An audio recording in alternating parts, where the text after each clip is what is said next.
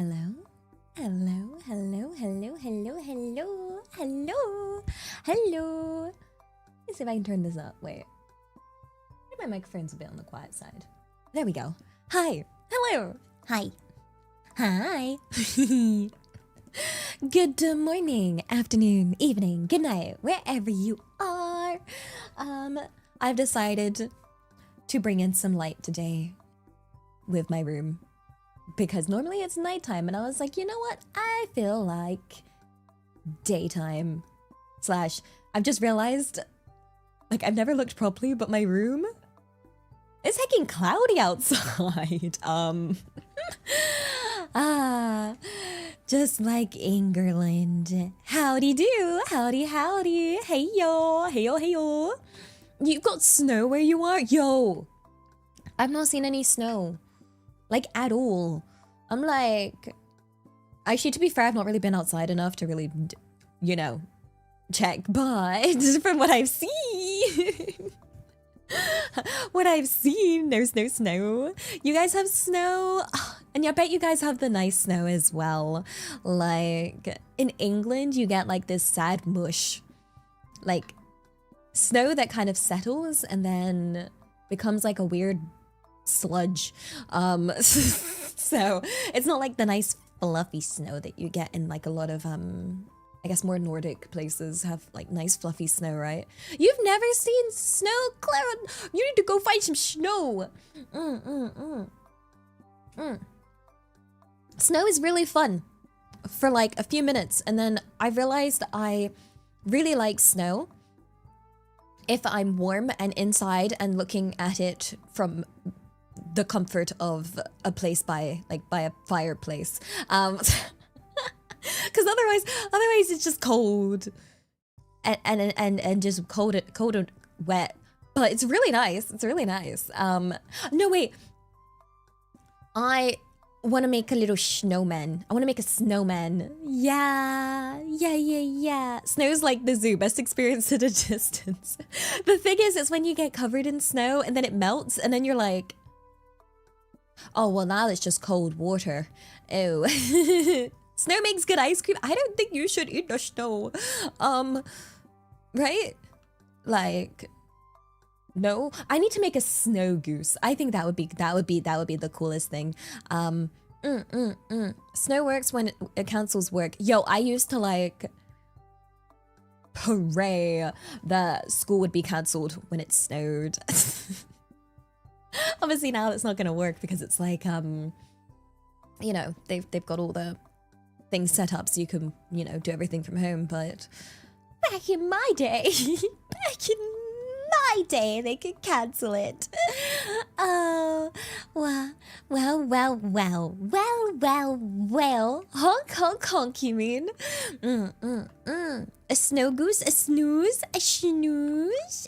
Yeah, a snooze. Honestly though, I didn't mind, what was it, when we had snow days when I worked in an office, because I didn't mind working from home, because then it was like, oh, okay, cool, I can still get paid and I can work from home. Like, and this was like, before COVID. You have minus 40 degrees. Please say that's in, wait, no, Fahrenheit? The minus 40, like Celsius, or, I don't know. Oh my gosh. Like, there's been some snow in England. Is it the sad snow? You got accepted to a soccer camp? Wait, Real Madrid soccer camp? Hey, yo! Oh, Medeto! Wait, that's a good team, right? That's a good... At least if I remember correctly. I'm really digging through the archives of my brain, by the way. The archives of my brain say... in FIFA, it's the strongest team to play? Question mark? Like, what do you mean it's better than fake Madrid? There's a fake Madrid. Oh, minus 40 is about the same. Oh, okay. They're not taking cold. No, that's like, I don't know, wrap up it, live under the kotatsu kind of level, like level. Implied, fake, real. How many Madrids are there? Am I sure? Better than Man U? Yeah. Okay, fun fact. My mother, despite I don't even think she's ever been to Manchester in her life, she supports Manchester United. And I'm like, but mother, do you even know where Manchester is? Like, why did you pick Manchester United? Like, why? You've never been to that city. Like, I should ask. I'm pretty certain she's never been. Manchester's up north in England. It's kind of near Liverpool, I believe. You live in Australia, you've been an Arsenal fan? Why? My uncle's an Arsenal fan. My uncle is one of those, like, what'd you call it? Oh, what would you call it? Like, more dedicated, more of one of the more dedicated sort of football,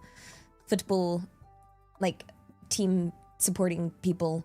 An ultra fan. My uncle goes to, like, genuinely, okay, my uncle goes to every single Arsenal game. Like, he has, like, the season tickets, and he's like missed out on important family events and things like from like related to like my auntie as well.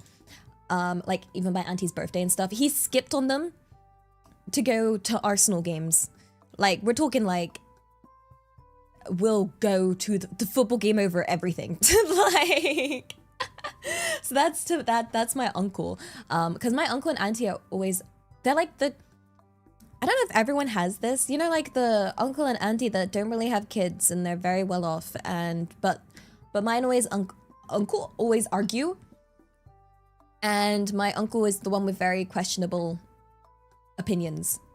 Like where last time I went to a family event. It was like my nan's birthday, which is one of the very rare occasions I turn up. I didn't know what to say. I was just sat there, and it was like me, my cousins, my uncle, my aunt. No, wait, no, my auntie wasn't there. It was my uncles, and my dad. No, my dad wasn't there. It was my uncles and my cousins, and my uncle was just saying all of the most sexist stuff about women, and I was just sat there like, I am woman. What are you chatting? He was going on about how, oh, women only want money and cars and they don't care about people and the person, and I'm just there like, I don't care. I don't care about money or cars. What are you chatting about? I care what? Like, it's super awkward. I was just sat there like, oh, okay, so I don't have a mind or any deep thoughts. I'm just very, very shallow. Naruhodo. I can't believe I had to find out that way. It was, yeah, quite, yeah. I didn't even have it that bad. It was like, then he started just like, what'd you call it? Bashing my poor cousin about why he doesn't have a girlfriend. And my uncle, to be fair, he didn't know. Literally earlier that day, my cousin had been broken up with, like, and he went from that breakup to my nan's birthday party to then get roasted by my uncle. It was just unfortunate levels of oof. I felt really bad. I felt really bad for my poor cousin. Like, the combo, like rapid combo is crazy. Yeah. Oh gosh, oof times 1000. So, poor dude. Man needs a hug, but we don't hug in my family, so dude was not getting any hugs. Oh, the only one getting a hug is my nan. Yeah, my nan can have all the hugs, bless her. But then I get worried I hug her too tight because she's very fragile. No hugs. No, my family is not a very, they're This is all my English side. My English side of the family are very standoffish in terms of emotions and hugs and things of that sort. You ask me if you want a cup of tea. Honestly, I don't know if you say that as a joke, but that is literally how one would comfort another British. It would be like, oh, let me get you a cup of tea. Do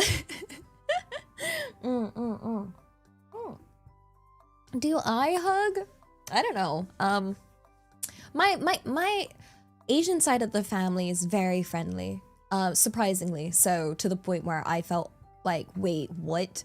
Like they're very like I rarely ever see them.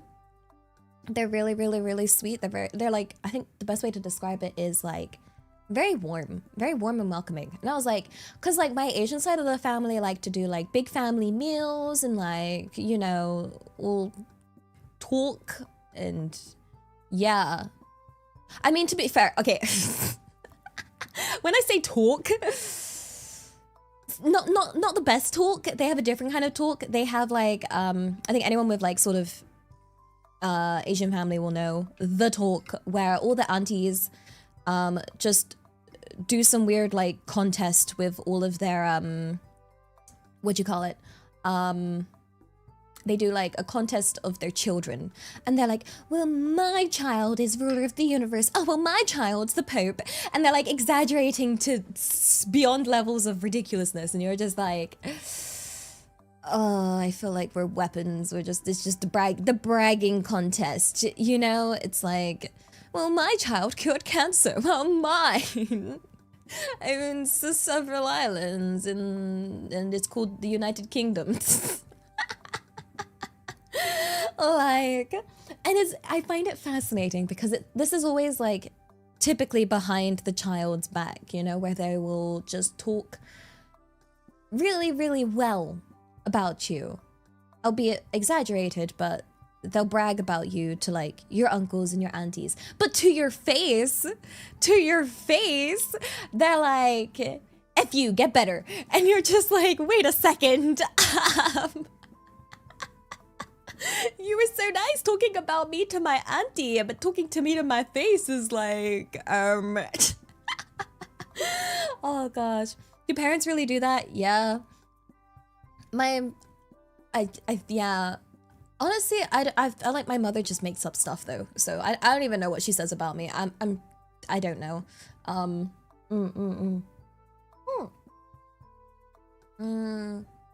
Yeah, why can't they praise me to my face? You know? No?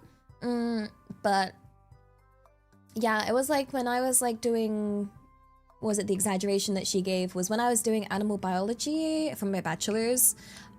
She said that I was a very well-off professional veterinarian surgeon. And I was like, mother, that's not it. Like, that is the jumps that you're doing are kind of impressive. Cause she was like, well, it's to do with animals. And I was like, that doesn't make any sense. Like, you can't just say, ooh, animals, close enough. Why aren't you like, insert relative here? Their insert exaggerated claim by relative's mom from that conversation here is so real. Like, oh gosh. I think the thing I feel bad about though, whenever I've seen like, visited like my aunties and cousins is we'll be like sat down having a meal and obviously I'm on the like very underweight kind of end, you know? So they'll just be like, oh, look at Elia. She is thin. You, daughter, fat. And I'm just sat there like, they're so mean. They're so mean. Oh, gosh. Fat, thick, round. Yeah, don't say it's horrible. It's like, just like, don't do that. Don't do that. No filter. It's like, I don't like the idea of any compliment towards me that involves bringing someone else down. That's never Nice. Yeah, no, they just, it's not a compliment if it's at the expense of someone else, you know? Like, it's a paradox. They always feel it's okay to comment on weight. Yeah, but then they're like, oh, now eat everything. And I'm just like, Auntie, you just called her fat, and now you want her to eat everything on this table. That's enough to feed a small village. Like, what do you hecking want? Oh, like, oh, like, yeah, as you guys know, I'm not very good at taking compliments, and I definitely don't want to take a compliment if it's like a comparison kind, you know, because, yeah, a bit of tough love. Oh. It's like, okay, so when that, you know the film Everything Everywhere All at Once? I've noticed something. When that came out in England, a lot of people were very confused and didn't understand one part of it. And they literally didn't like the film because they were like, oh, it's not realistic of how family is. Because these are like, you know, my full sort of English friends who were like, they didn't understand the part where the mother goes running outside to her daughter and you expect her to say something nice, but she just tells her that she needs to lose weight. And yeah, people are like, well, a mother would never actually do that. And I'm like, yeah, they would. Yes, they would. Yes, they would. Yes, there are mothers out there. And I remember people literally being like, no, mothers would never be like that. And I'm like, oh, but they definitely do. It's just not, you know, your typical British mother that would do that, I guess. But no, and they actually couldn't like fathom in their head that it was like they didn't understand most of the film, because the whole film, I think, sort of like is orientated around the sort of mother-daughter relationship in an Asian household. And it just, yeah, I think that's one of the reasons it got like some bad ratings, was straight up, oh, I don't understand. But I just thought, wow, some people actually can't even imagine a parent just going up to you and just being like, oh, gain some weight or lose some weight. But yeah, no, my mother would definitely, if I gained weight, my mother would definitely just straight up tell me. She told my brother, who then worked really hard to lose some weight pretty fast, because, I don't know, he'd gained some weight, and my mother was just like, oh, Ellie, bro, you're so round. And he was like, what? And she was like, you're round. And then she did like actions to like show it, like round as in like big face. Like, he was just like, okay, starts eating healthy, goes to gym. Like, yeah. You're about to join them Red Co-Working. Ah, yes. Yes, good luck, my dudes, I'm out. Fair. Yes, there's so much working going on here. This is indeed the most difficult working environment. Very hospitable working environment, indeed. Yes. Yes. So much. Is anyone working right now? I'm drinking my coffee. Like, yeah. Do I ever get flack for not speaking my mother tongue a lot? So my mother didn't bother teaching me any of the several languages that she knows. Because one, she couldn't be bothered, and two, she wanted to talk about me behind my back. So, yeah. Oh, a bunch of you just came off work. Ayo, otsukare! Otsukare!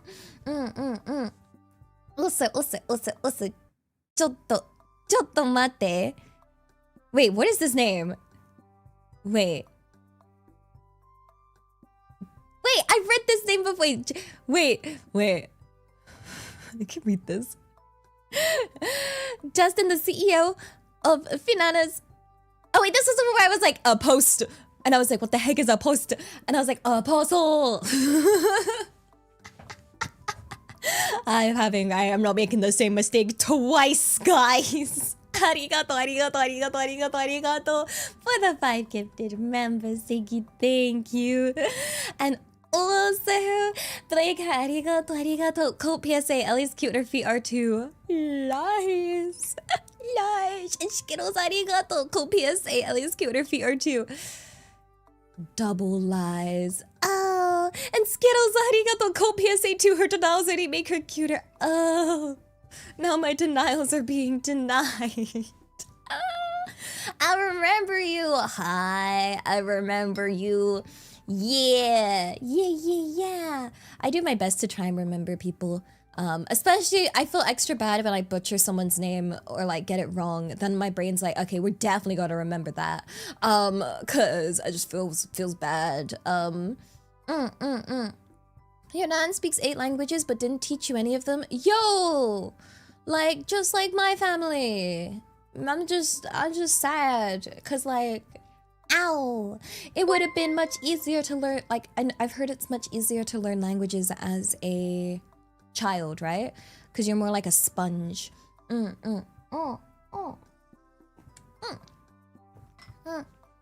You changed your Twitch username because someone butchered it? No! See, that's what I'm worried about. I don't want to do that. Like, I mean, even with my current name, people kind of sometimes mispronounce it, but it's fine. Like, because, you know, it's a worldwide space, and depending on, like, you know, sort of how you read things, it's kind of like inevitable some names are gonna get read wrong, right? Like, I'm always gonna look at things with more of like sort of with a preference towards English phonetics. But yeah, like I would read my name as Elia, but some people read it as, the most common one I get is Elia, and I'm like, but there's only one E. So yeah, but that one's that'd be a common one. Yeah. Wait, not Alele, it's Lele. Not Elijah, no! I don't want to be Elijah. That's the hickin' hobbit mate. Like, no, I don't, I'm not, no. Eel, no, there's already an eel VTuber. Eel. I'm a goose. I'm a goose. うわ、ちょっと待って。just to see a bananas post. Can I shorten your name to something? Can I? Onegaishimasu. I forgot about you getting my name wrong once. I will now remember it forever, Miss Alaya. No, not Alaya. Justin, okay. Yeah. Okay, I was gonna go for post, but Justin makes more sense because that's the start as opposed to, yeah. Yo, you know what's funny? Okay, so you have me, Elia, Goose VTuber, and I was talking to my friend, Juna, Eel VTuber. Okay, she's an electric eel. And we were like, wait, my name kind of looks like it's got the word eel in it, so I would be... She was like, what if we swapped what we were? And I was like, okay, so then I would be Elia, the eel. And then we were like, how do we turn Juna into a goose? And then it would be Gooner. And we were like, wait. Oh no, that doesn't work.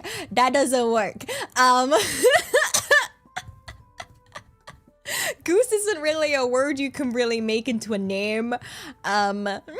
Like, yeah, so no, it's, yeah, Guna, and Elia, eel and goose.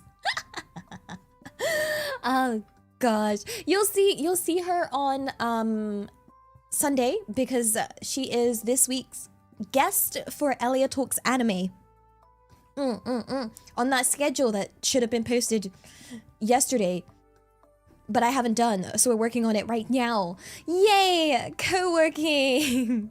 I'm not calling myself Ryan Gosling. I think that name's taken. I think it might get a bit confusing if I call myself that for several / many reasons, guys. Mm, mm, mm. Mm. Mm. Ah! Coffee! Let's go. Okay, wait. Let's get up some work. What? Elliot's Stellaria working in her co-working stream? Coffee! Yes, I have really nice coffee. I have, what'd you call it? Honk. I have a honk. A honk! I have a caramel cappuccino. No, wait, a maple caramel cappuccino. Yeah. Coffee at 7 p.m. Okay, guys. You know how I said I fixed my sleeping pattern? So, what happened was it was fixed. It was fixed. Okay, I went to bed at a normal time. I went to bed at like, you know, like midnight last night. I slept until 3 p.m. The next day. So it was fixed.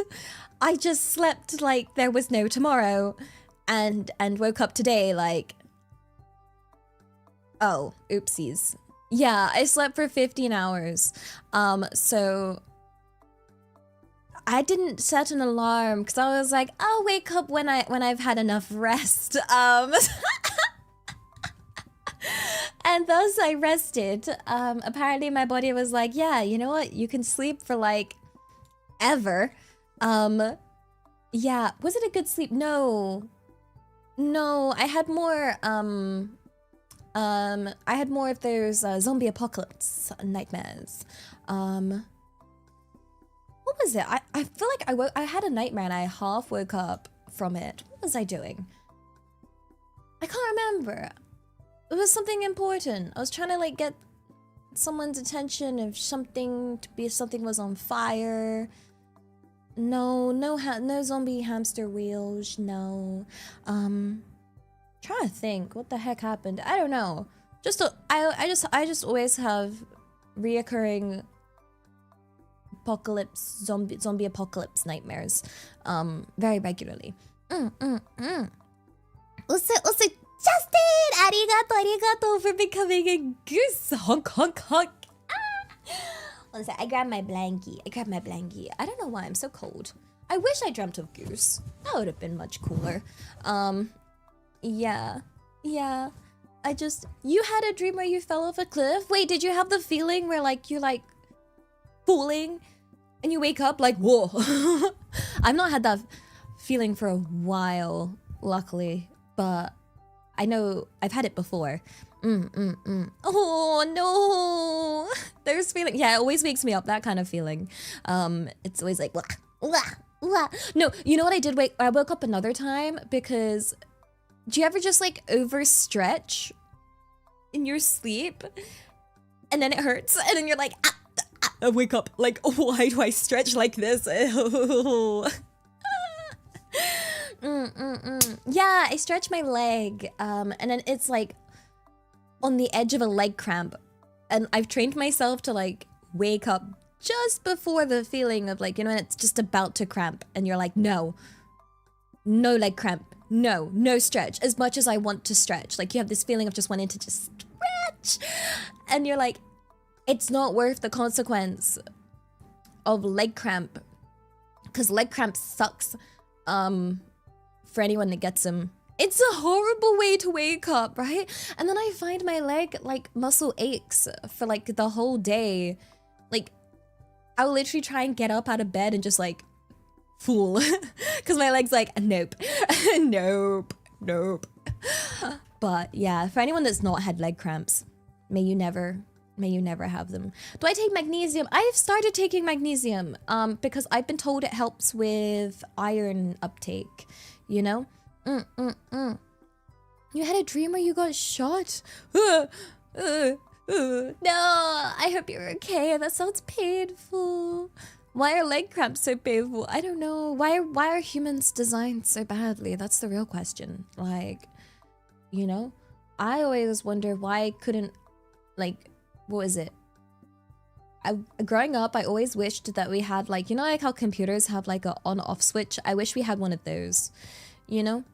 You wish you could still dream. Dreaming, if you have dreams and don't remember any of them, that means you're getting really good sleeps, because you're not supposed to remember your dreams. You're supposed to have like several dreams throughout the night, and if you wake up correctly, you forget them all, and then you feel like you haven't dreamt. But that's a good thing. That means, you know, it's only when you get interrupted that you wake up and you remember your dream.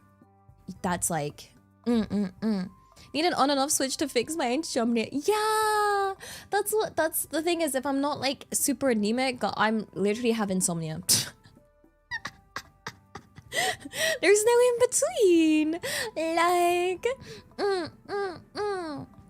But then I thought, if we had on-off switches, I grew up with like 2 brothers. I know for sure the kind of pranks would just be like, haha, F you, you know, go to sleep. And then, yeah, then it would be like, you know, people would just mess with other people by like pressing their off switch.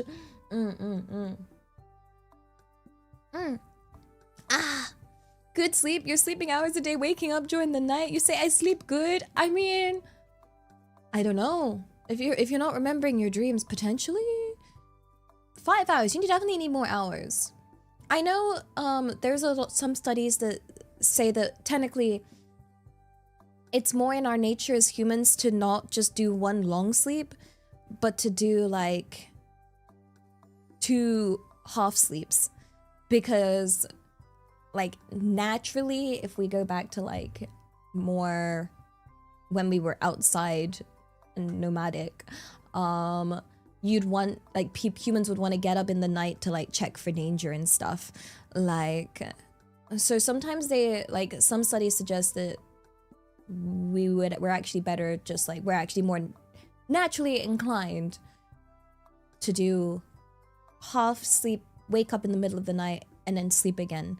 Was it like people that wake up for like a midnight snack or something? It's like what would be technically good for you, because then you can wake up, look for danger, and then go back to bed. But I'm too much of a wimp to do that, so I sleep like a log, to the point where honestly, okay, you know those horror films where there's like a noise and they're like in bed and they hear like, I don't know, something in their house or wherever? I ain't getting up. Like, I would have the most boring film ever. It'd be me in bed, blankie, and I hear dudung, dudung, dudung, and I'd be like, well, not my problem. I'm sure it's absolutely nothing. It's not bothering me.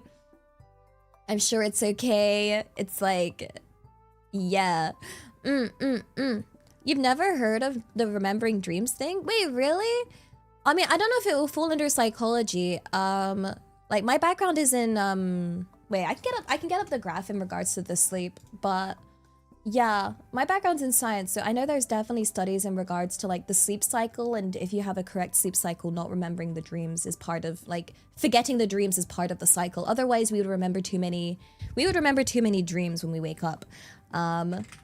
Like, I don't know if I can't get up the exact study, but yeah, it's definitely the sleep cycle, like dream graph, is it like your typical sleep? I mean, you can also monitor these, like, yeah. So it's just a matter of like how you sleep. But here we go, something like this. Holy flashbang. Holy flashbang. Okay, so we have you're awake. You sleep, and you go into deep light sleep, and then deep sleep, and then you go back into light sleep, and then you have your dream. Dream is when you have REM. It says sleep circle. I got this off Google, guys. You have, in here we've got 1, like 2, 3, 4, 5, 5-ish dreams going on here, you know? Who's Rem? I like how it's also in blue. It reminds me of some anime character that definitely didn't exist. I wonder if I can find where did I read this? It is definitely a thing. Like, yeah. It's like, I remember, because like, I basically, okay, one of the modules I did, although I did like animal biology, one of the modules we did at university was in neurological science, and it was about how the brain deals with things when you wake up. I'm trying to remember the exact thing. It's like how it works when you're waking up and the processes that have to happen. And one of those processes that happens when you wake up involves, you know, sorting out you're making sure that you forget your dreams. So I wonder if I can find, like the science is there. It definitely falls more under science, I think, as opposed to psychology. But this was more when I was doing studies in regards to like how brain functions and stuff. Because I honestly, one of my backup choices for when I was like applying for medicine was going into neurology. But unfortunately, the problem with that was when you apply for medicine and you get into like doing medicine at university in England, you can then change your mind last second. Like once you've got in, you can change it to a biology course, but you can't change it to a neurology course. Because I remember calling up universities asking, hey, if I got in for medicine and then decided I wanted to do neurology, can I swap it? And they were like, no. And I was like, oh, because the brain fascinates me. It fascinates me. Also, Auntie Cleve, arigato. Happy 10 months. Thank you. Good morning, Goose Overlord. Goose Overlord? Who could that be? I was asleep and I remember I was dreaming of RV there yet. Yo, I should play that. Also, for YouTube chat, English only, please. Thank you.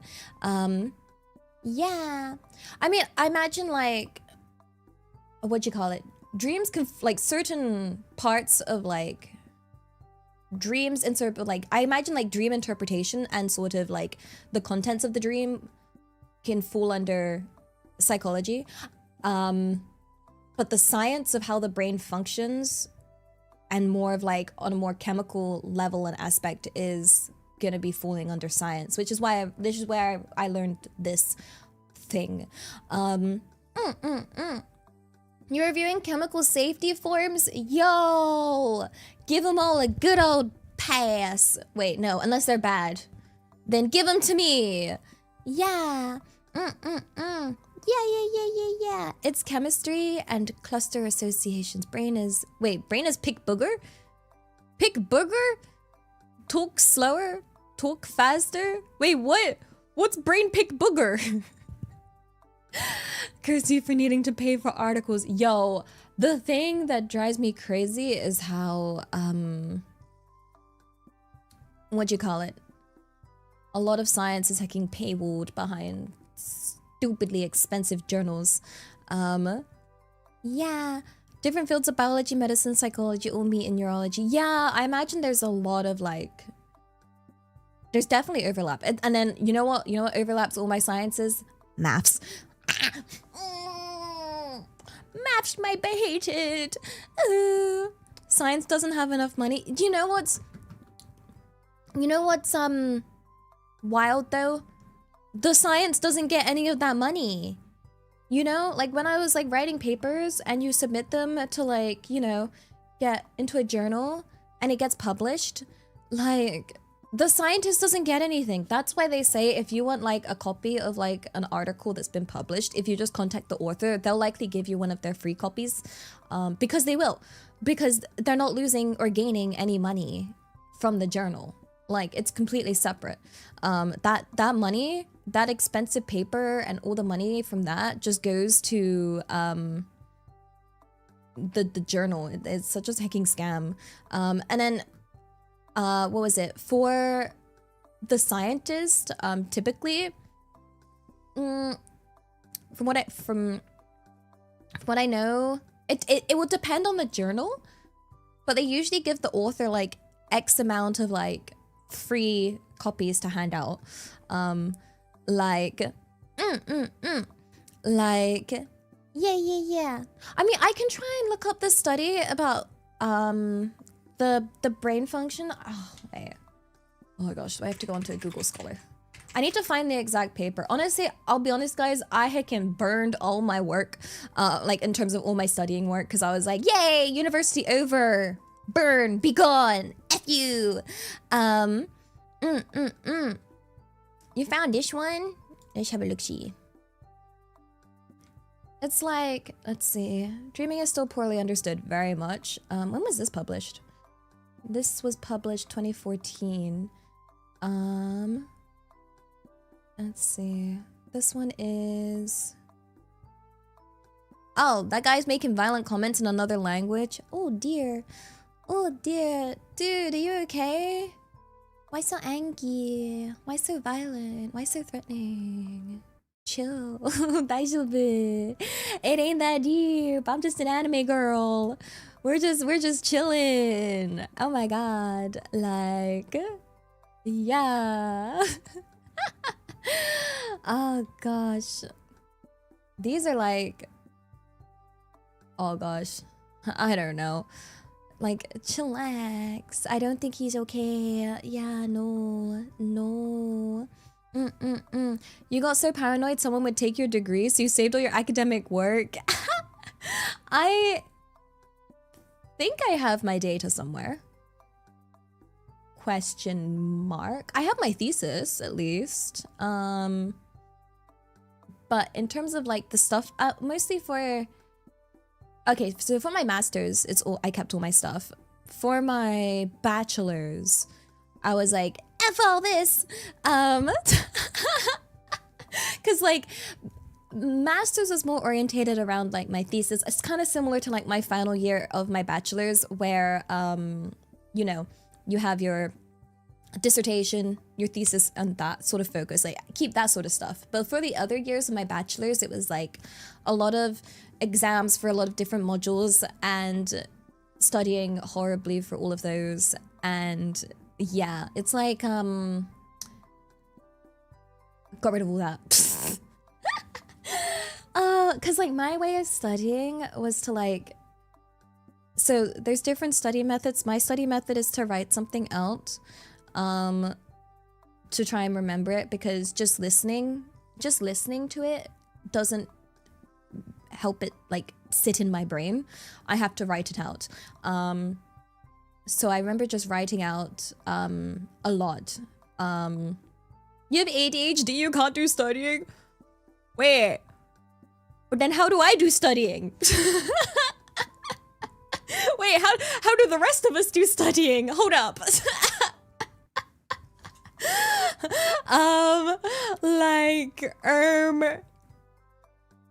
Yeah, there's ways. There's medicine that I've never had for it, and technically can't even have now because it's not allowed in Japan. But yeah, you kind of have to coffee and copium.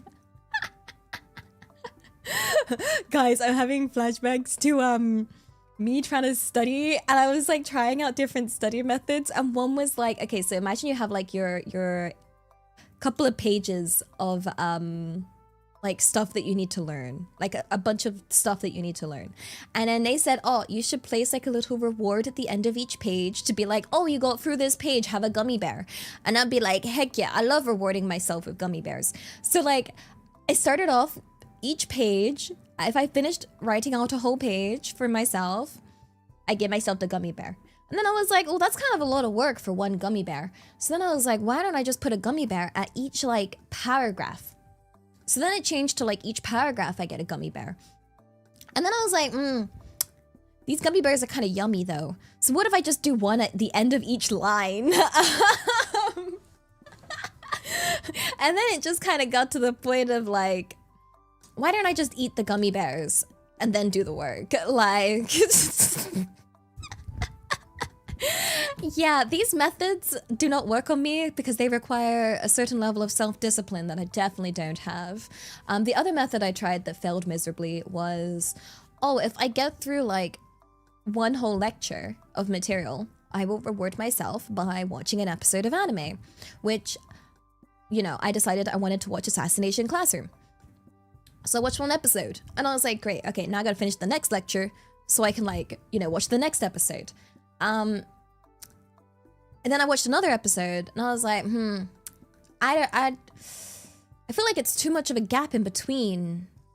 Maybe I should just do them for like every half lecture or every slide. Or maybe I should just binge a whole season and then just do a whole ton of work. What if I just finish the whole thing and do no work? Was how it ended up. I remember sitting there after watching it, like after binge watching the whole series, being like, wow, I have zero self-control. Like straight up, none. Did I prefer watching? I didn't attend them in person. If I didn't have to attend a lecture, I wasn't there.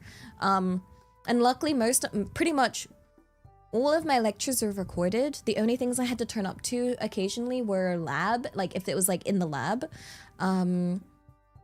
So I just, yeah. Cause like, okay, this is the copium I told myself, by the way. If there was a lecture at like 8:30 in the morning or 9 a.m. or, you know, anytime in the day because I'm nocturnal, I could drag myself out of bed, I could rock up to the lecture and I would sit there, but I would learn absolutely nothing because my brain is not awake, I'm mentally not there. Physically, yes, mentally very checked out. I would just be sat there with the voice in my head being like, okay, Elia, we've turned up to the lecture, time to listen to the professor, but you've been too busy narrating your own life that you have forgotten to listen. And now look, he swapped the slide over. Oh, well, F you then. Okay, well, now we need to figure out what the professor's yapping about. Oh, no, pay attention. And it's just this constant talk in my brain where I'm like, in terms of what I, like, one of the things I learned at university was a new level of not knowing. Like, there's like, you don't know something, and then there's like a deeper level of not knowing where you don't even know what you don't know, to the point where you can't even ask a question to find out because you don't even know what question would work to figure out what you don't know. And you're like, wow, this is a whole new level of confusion that I've reached. Like, you can't even, and then it started getting really difficult when I couldn't, Google couldn't help me. That's when I knew I was cooked. Was it in one of my chemistry modules? Me and a bunch of other students were literally like, wait, we can't figure this out and the internet's not helping us. What the F do we do? Like, no, we have to use our brains. No! No! No! To be fair though, our chemistry professor, she was really hecking mean. She was like, I'm just gonna do the hardest stuff first and then move into the easier stuff throughout. And we were like, but we don't understand what's going on. Like, why would you throw us in the deep end if we don't understand? Like, yeah. So now I wonder, for those sort of questions which I couldn't get an answer through Google, I wonder if they're questions ChatGPT could potentially help with. Or maybe not. Maybe it would just come up with the wrong answer, potentially. But yeah. Just like throwing babies in the pool. Yeah, but I'm not a baby and I can't swim. So, yeah. Surely that doesn't work to not give you the foundations. Exactly!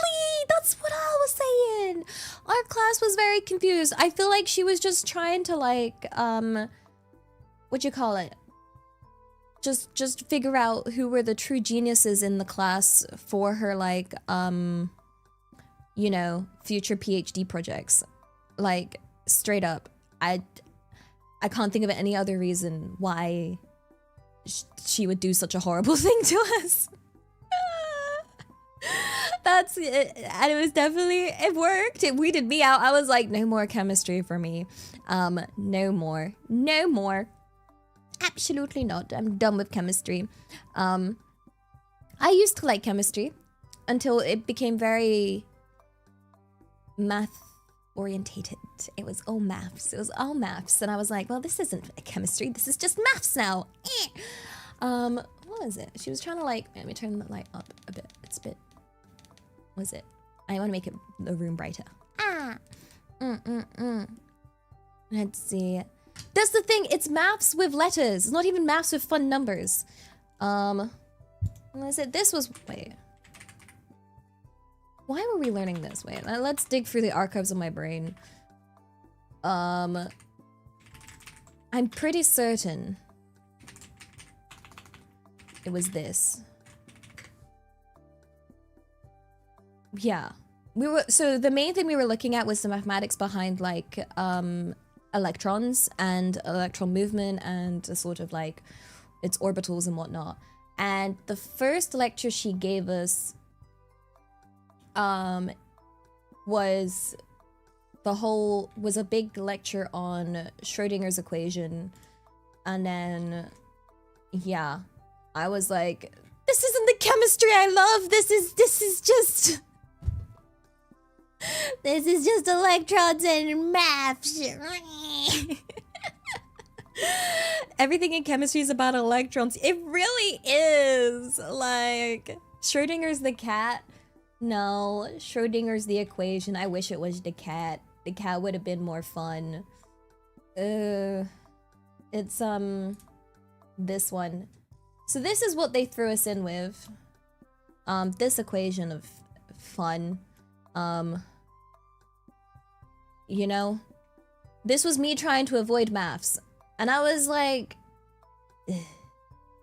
I mean, there's a few numbers in here. You remember this one? Yeah, so this might remind some people.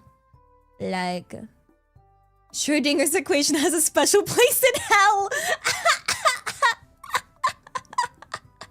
On your physics course, you had to use it to prove the base principles at the beginning of every lecture. Yeah! Where's the cat? Where's the cat? This is just a bunch of scribbles of pain. Yeah, like... But, yes, this was the... was it? When I was doing chemistry at uni, this was the first thing we did. And I was like... No. And that was what, because like I did my best to turn up to at least the first lecture of the like term. That was when I was like, brain is not awake. Brain says no. Brain's gonna learn this at home. Brain's gonna do this when brain is like, what was it? I was like, I'm never gonna learn anything if my brain's not awake. So like, you know, imagine you're sat in like a 8:30, 9 a.m. lecture trying to get this, and you're just like, oof. like 9 a.m. Elia was not ready when this popped up. I was like,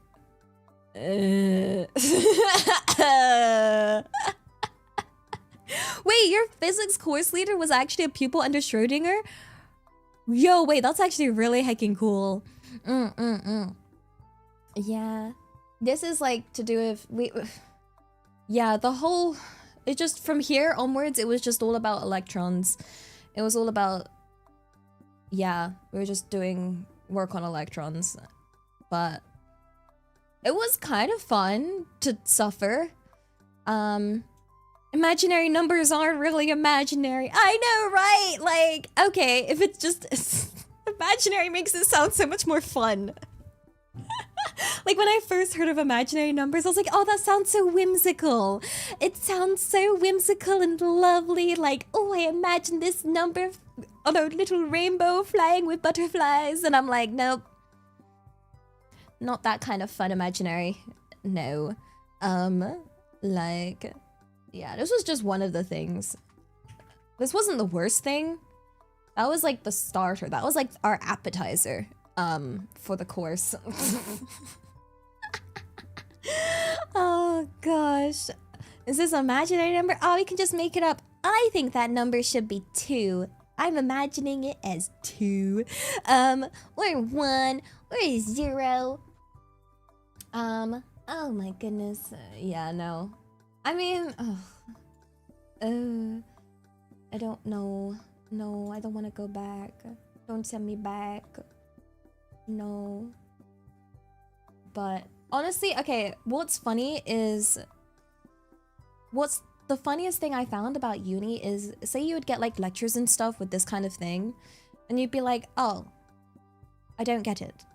You know what? You know what would actually help you get it? It wouldn't even be the professor that you've paid like thousands for.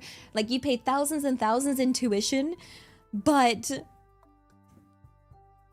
you end up learning from some random guy on YouTube with like... And I'm like, wait, I'm paying thousands in tuition just to give myself deadlines, pretty much. Like, yeah. I feel like that's, especially for my master's degree was like, technically you could do all of this, like everything I did at home, but no, I just wanted to pay thousands to have someone be like, yo, hand in the work. Like, you could learn it all online, like straight up.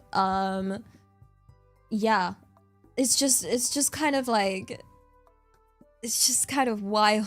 It's actually wild. Like, good old YouTube videos. Like, genuinely, those are the real MVPs.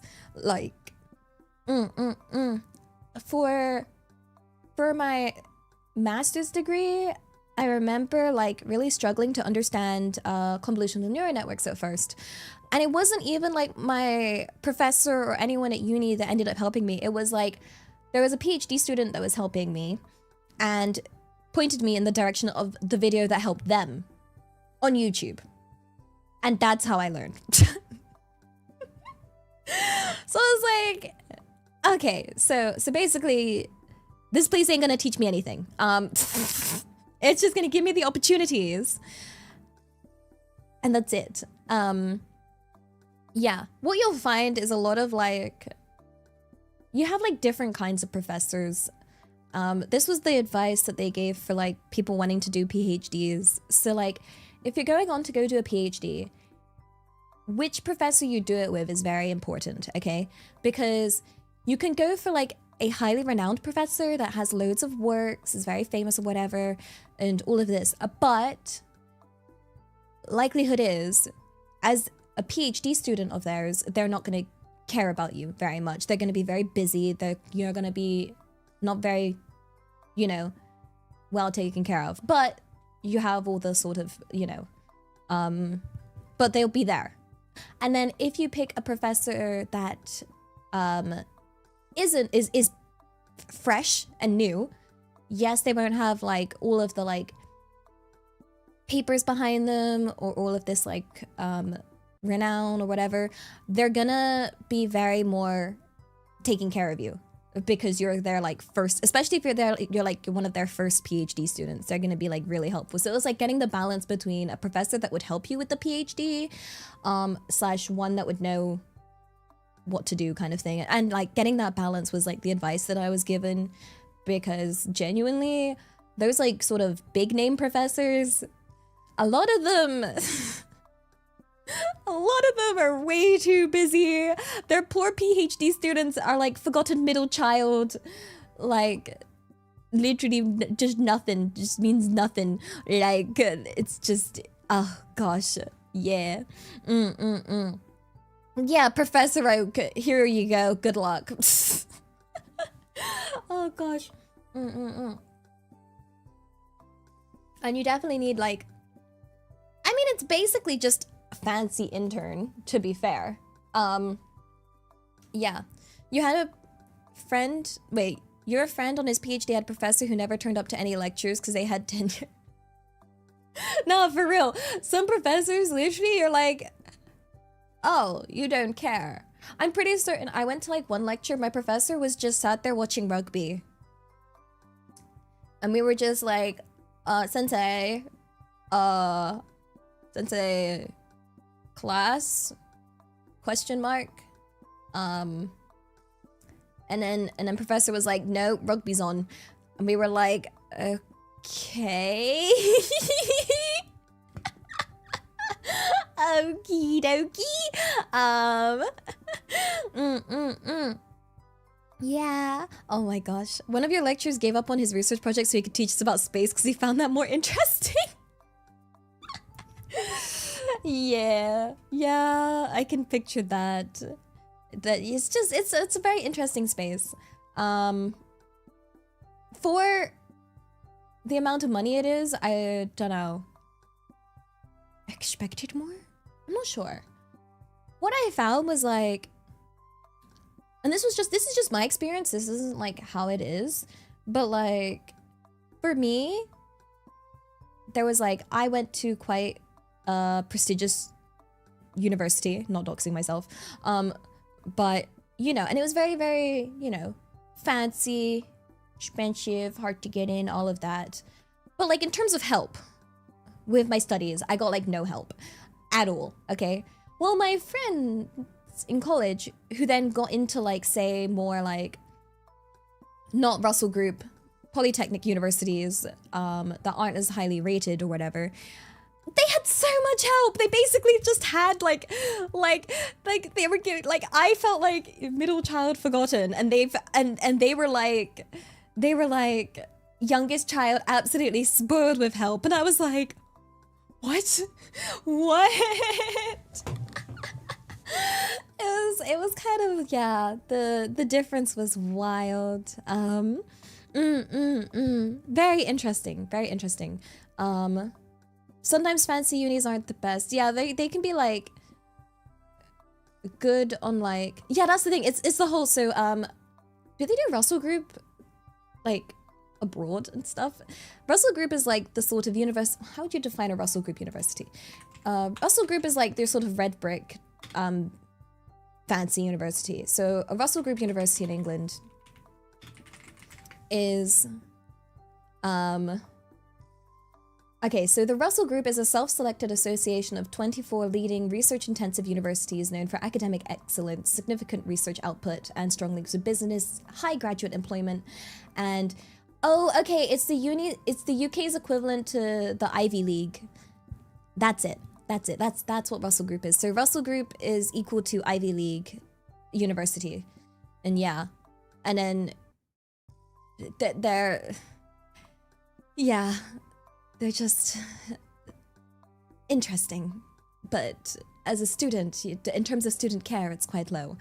You work for a non-Russell university and you pride yourselves on the work you do for the students, more of a teaching institute. Yeah, that's the thing. Part of me was like, wait, technically I'd probably learn more elsewhere in a way, but yeah, Russells tend to be more research focused and teaching is incidental. Yeah, I mean, more so I felt like getting into like a Russell Group university was more for the opportunities that came forward in knowing what professors and whatnot. Like, yeah, like, what do you call it?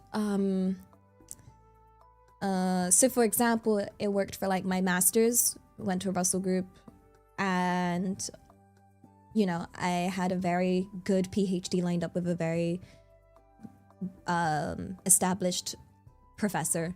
So, you know, that was through that. So I feel like that's probably the main thing. But in terms of like teaching, you just teach yourself. You just teach yourself. It's like, well, good luck out there. What do you mean posh gate uni? It's interesting. In England, they have all these like university stereotypes as well. And the way it's typically designed is, what do you call it? Each city typically has like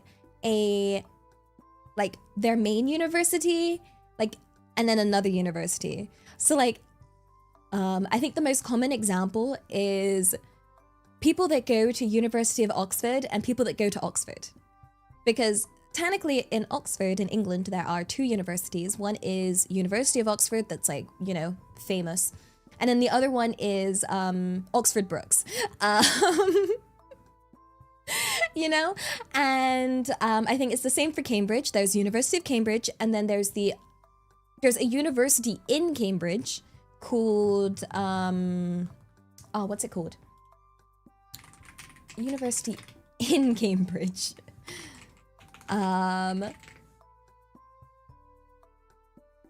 What's the other one? Like, what's the other university in Cambridge called? The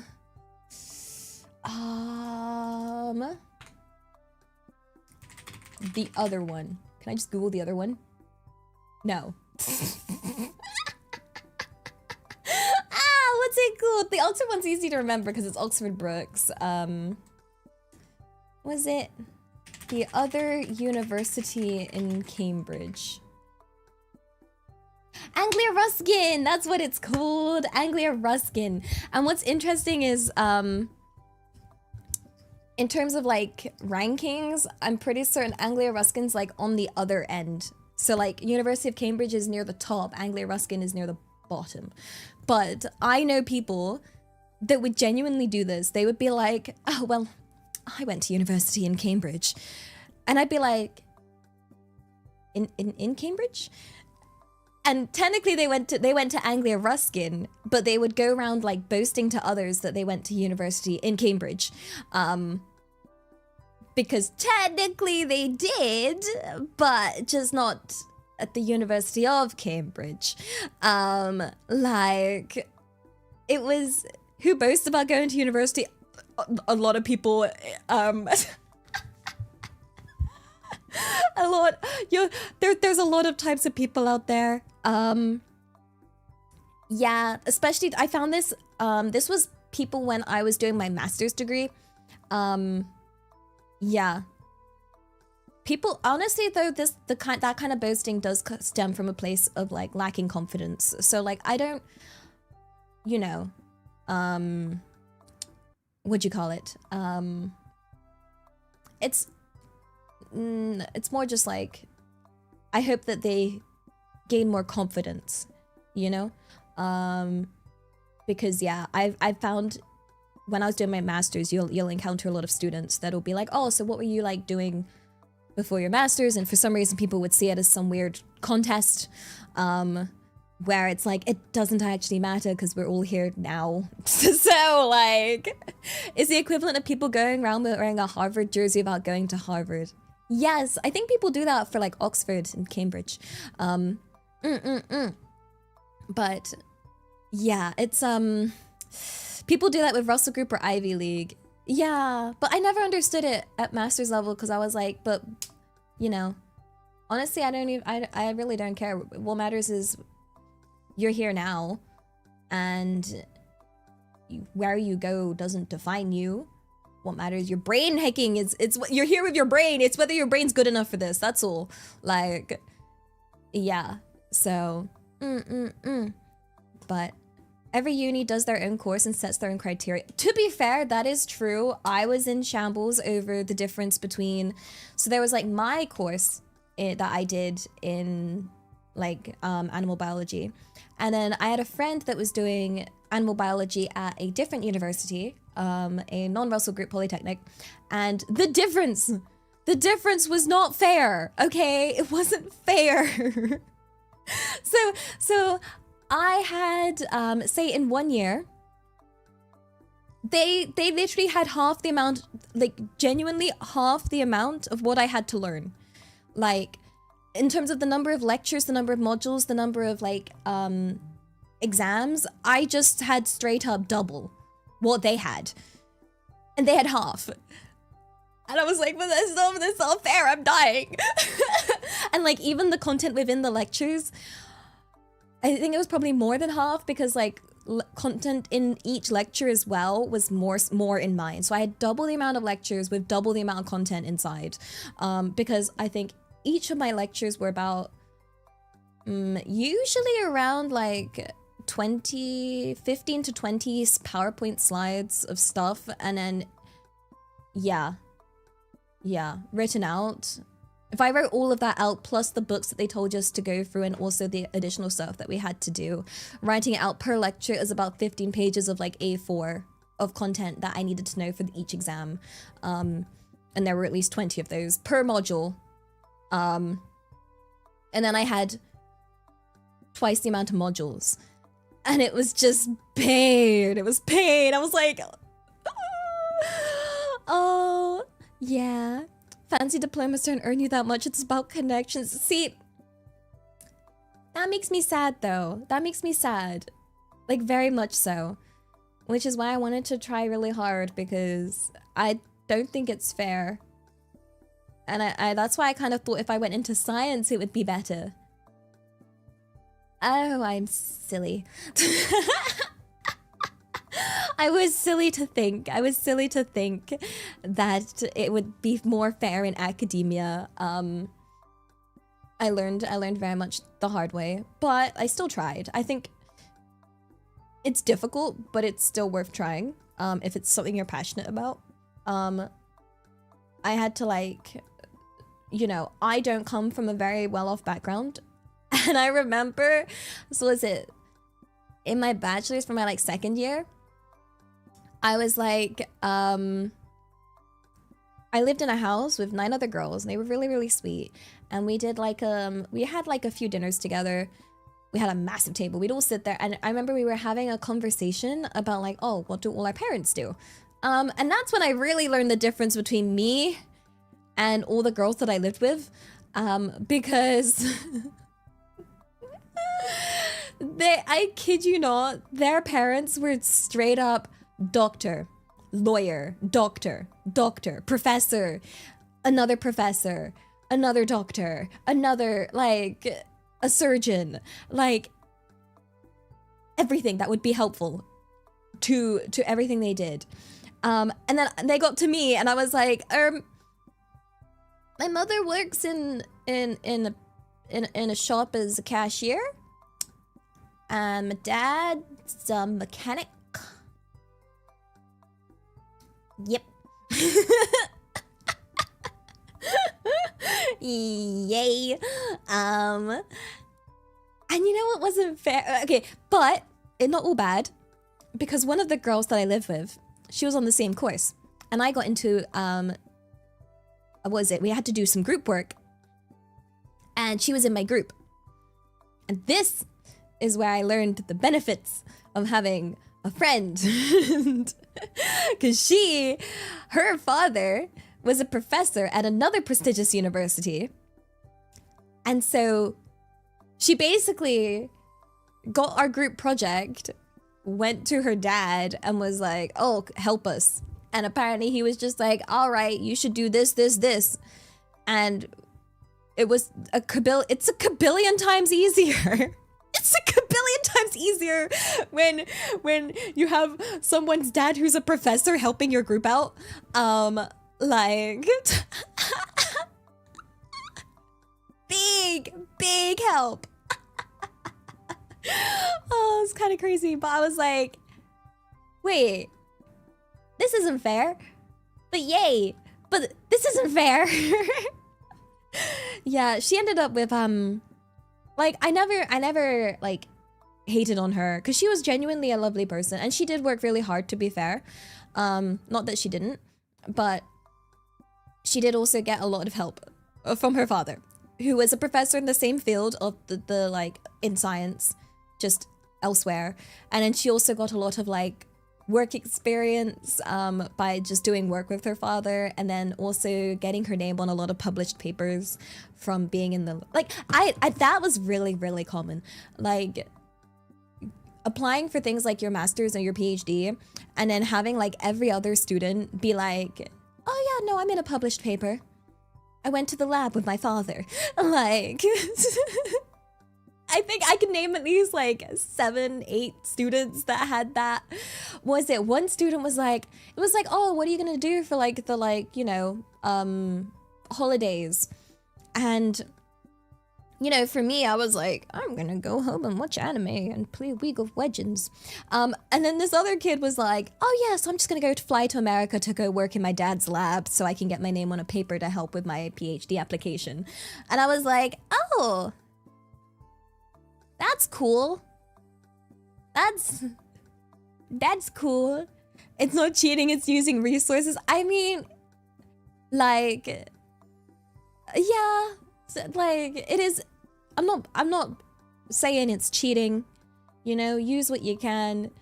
It's more like the battle for positions and stuff in academia is a tough battle. Yeah, and that the family you're born into does make a difference. What's interesting is when people, I think a lot of people don't recognize that there's a difference. Yeah, like I think it would be bad to feel salty towards people that get those advantages. It is just how it is. Like, you know, I never felt anything. I've never felt any like anger or anything towards people that had better opportunities. It's just how it is. Probably helped that my parents told me from like the age of like 4 that life was unfair. So, you know, I fully went into life knowing that everything was gonna be unfair. Like, you know, but yeah, it makes it better when you overtake them.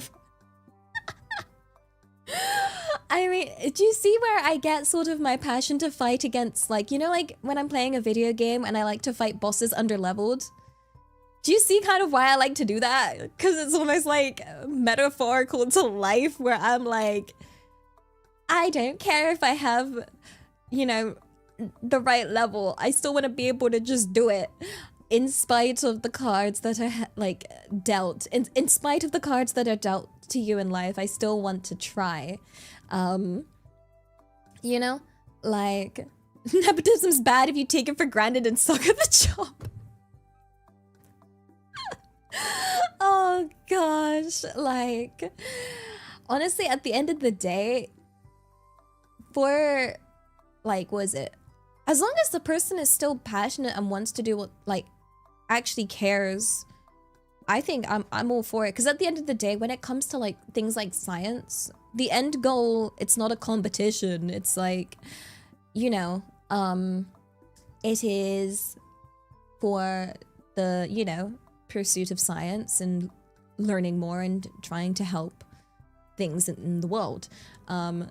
So if people can get an advantage and learn more and be better, that means we just get better research in the long run, which means we get better stuff, more discoveries, and it's you know, that's the point. You know, so it's fine. Yeah, it's more like it should be a competition. Why? なんでだよ? No.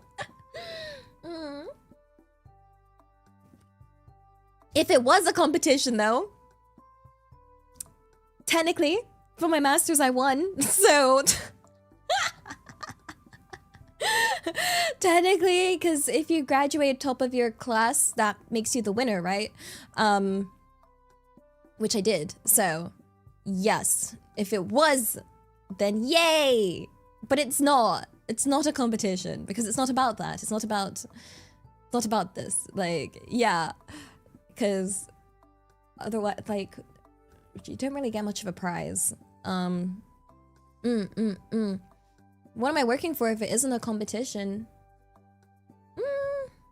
The joy of, you know, what learning is, I guess. I think this is one of the things, like, I think is very important when it comes to life and what you're working on. It's very easy to turn things into a competition, but if that becomes your main motivator, you're not gonna be able to find proper happiness with that sort of like motivation, I find. Because are you actually doing it to like, because you like it? It's like why I decided not to do a PhD. It was like, I'm just doing this for parental validation. Like, like, what do I actually like doing? Like, what do I actually have a passion for? And I was like, technically my passion was getting good grades.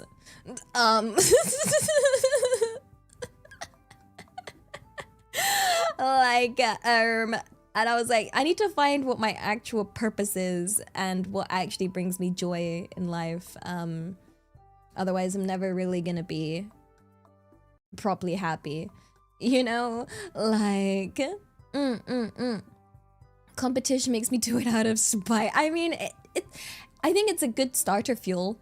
Because, you know, it was like I really wanted to do well in secondary school just in spite of my bullies. That's why I turned up to class every single day. That's why I was like, I'm gonna get 100% attendance, because one of the things my bullies wanted was for me to just, you know, they literally would constantly hound me as to why I'm even here. Like, and I think one of their goals was to try and make me not turn up to school. So in sheer spite, I was like, I'm gonna get 100% attendance. You know? What's my favorite subject in secondary? Oh, it depends what you mean by favorite, because like I enjoyed my maths class, but I think anyone would, because basically we finished maths early by a year. So we had a whole year of doing nothing. And our maths teacher to our class was like, okay, so you all got your grades. You've already done your maths GCSE. It's all good. You don't need to, you know, do it again because you're all chilling. And she was like, you guys, class, you have two options here. You can either start on your maths A level, or we can play Sudoku or whatever it's pronounced. And our class were like, yeah, Sudoku. We want to play Sudoku, like, for the year. So I had a year of maths class, like my final year of secondary school. We did Sudoku. Honestly, the teacher was really cool. She was really, really lovely. We just turned up to class, played Sudoku. I think there were only 2 students that wanted to go do the A-level, so they worked on that at the back of the class, while the rest of us just chilled, played Sudoku. She could do that thing where like, she was so funny. She was on the older side, and she had a very serious, like, scary look to her. She always wore this, like, suit and whatnot, and, you know, from face value, you would think it was, like, a very scary teacher, but she was really sweet and really funny. And there was this sort of, like, I don't know, amusing gap between, like, how serious she looked and then turning up to her class, and then her giving everyone Sudoku to play, and then being like, yo, look what I learned how to do. And then she could do that thing where, like, you, like, I can't do it. It's like when you like flick your hand and you like make like the click with your hand. Yeah, she could do that. And she was like, hey, yo. and she was like, I'm gonna teach the class how to do this. But she couldn't teach me. I couldn't, like, I don't know how to do it. But like, you know, like sort of flick the hand to make it go. And then she knew like just, I don't know, just random stuff. I'm pretty certain she knew how to do like gang signs and stuff, and I was like, ma'am, what kind of teacher are you? You can't do Sudoku for A-levels now. No, it was one or the other, unfortunately. A-level maths I did not do, but it did not look fun. Yeah, it was just very interesting. The same with, I think I've said before, so like my final year of secondary school was interesting because my school had it like set up so that we could like do a lot of things early. So we had English literature and English language. And we did English language early in my class. And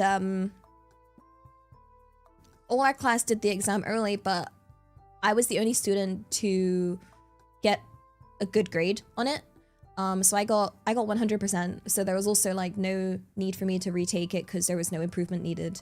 So I got kicked out of class for the final year. Like genuinely, I remember my first lesson of the year for year 11, I turned up to English language and my teacher was like, "What are you doing here?" And I was like, "It's on my timetable." And then the teacher was like, "You don't need to be here. You're done. Go." And I'd be like, "Go where?" Like, our school didn't do like free periods or anything. So I was kicked out of class. I just had to wander the hallway. You know who wanders the hallway when class is on? Scary chavs and delinquents. So they were surprised to see me. I was surprised to see them, but they were just skipping class. And I just didn't know what to do because I was like, and you know what ended up happening? I ended up having to just wander the hallways like a ghost. I eventually discovered I could just go to the library, and that was the best place for me to go. But yeah, one of us, they were literally like, "Yo, look, it's that nerd student. She's skipping class." And I was like, no, I'm not, no. Not skipping class. I'm a good student, real. Oh, I didn't do A-level maths. When did you learn all like linear algebra and calculus? You learn all that at GCSE, no? Like, yeah, you learn all, that's all like, well, yeah, I did all of that in GCSE, like algebra, all of that, like quadratics, linear algebra. Not part of your GCSE curriculum, it was part of mine. What? Huh? Wait. Yeah. No? What? We had to do everything. We had to do like all sorts. Yeah. I don't know. I don't know what exam board it was with. I can't remember. Yeah, it's all GCSE. Calculus was also included. Wait, I went to a wizard school. Wait, what? What's taught at A-level maths? Yeah. Isn't it just, I feel like A-levels were just an extension from, yeah, it just builds on what you learn at GCSE. So you're still doing like algebra, calculus, geometry, trigonometry, vectors, data analyses, probabilities, like all of that. I did continue on with more of the like statistical and analysis side of data handling and more like statistical stuff at university for science. What's A-level and GCSE in American? Good question. I don't know. Wait, what is GCSE and A-level equivalent? Equivalent to in America? Okay, GCSEs are comparable to 10th grade. A-levels are more akin to challenging AP or... Oh, we had international baccalaureates in 11th, yeah, 11th or 12th grade. Like, we not established Ellie went to a government blacks. Like, what?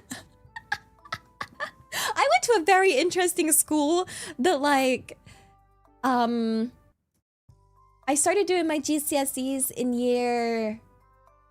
we started like year 8 was when I got my first few GCSEs. So year 8 in America. So 8th grade was when I started doing my GCSEs.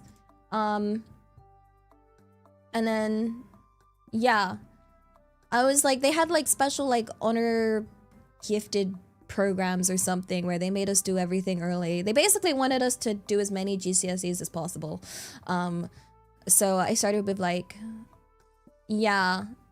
Honestly, I didn't even know. One of them, I was so fucking lost. I was like, wait, this is a serious thing? And they were like, yeah, this is for a serious qualification.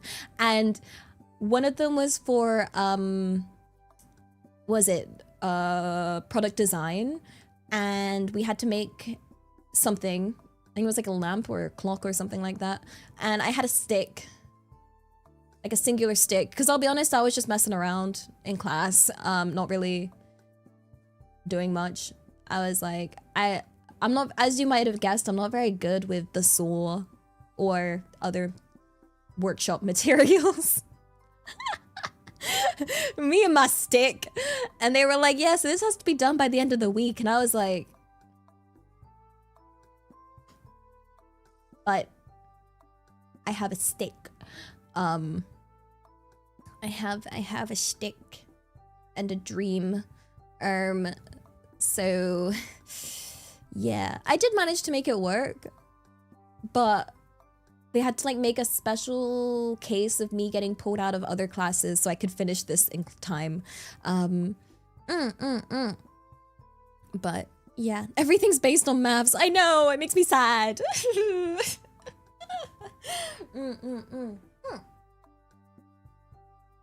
I'd say my school was very interesting. For all the GCSEs I have, what does it matter? Because I'm an anime girl. Yay!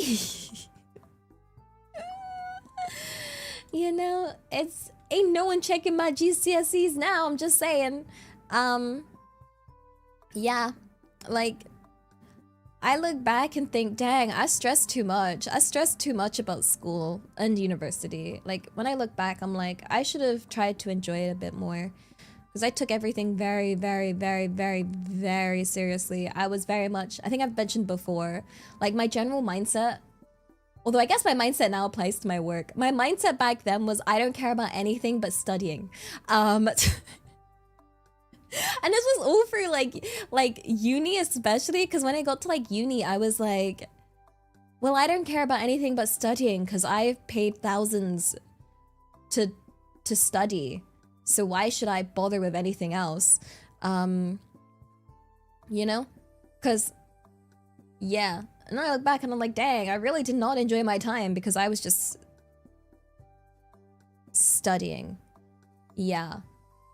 Now, I have a very one-track, well, not one-track mind, but like, when I'm passionate about something, I'm very passionate about it. I enjoyed being top of the class. I think I would have if I hadn't already changed my mindset between my bachelor's and my master's. Because like, the irony is for my bachelor's, I worked really, really hard because I really wanted to be top of my class. And I overworked myself to the point where I made myself very ill. Because I convinced myself that time wasted doing anything but studying was time wasted. So like, I would be like, you know, not looking, basically just straight up not looking after myself. Made myself, and you know, you're more inclined to get ill when you're stressed and when you have a really bad diet, and I wasn't, you know, eating enough, and it was very bad. It was very, very bad. And I didn't do as well as I wanted. I obviously wasn't top of my class for that. So then I was like, when I got to do my master's, I took a different approach where I was like, okay, I'm gonna take the pressure off myself, because I was like, I don't need to be top of my class. I don't even need to get the best grade. I just need to just enjoy learning and to try and like, you know, I wanted to be kinder to myself. So I gave myself a lot more like mental breaks and looked after myself a lot better. I took that guilt off myself, and ironically, I did a lot better. I did a lot better than when I was like working myself to hecking death.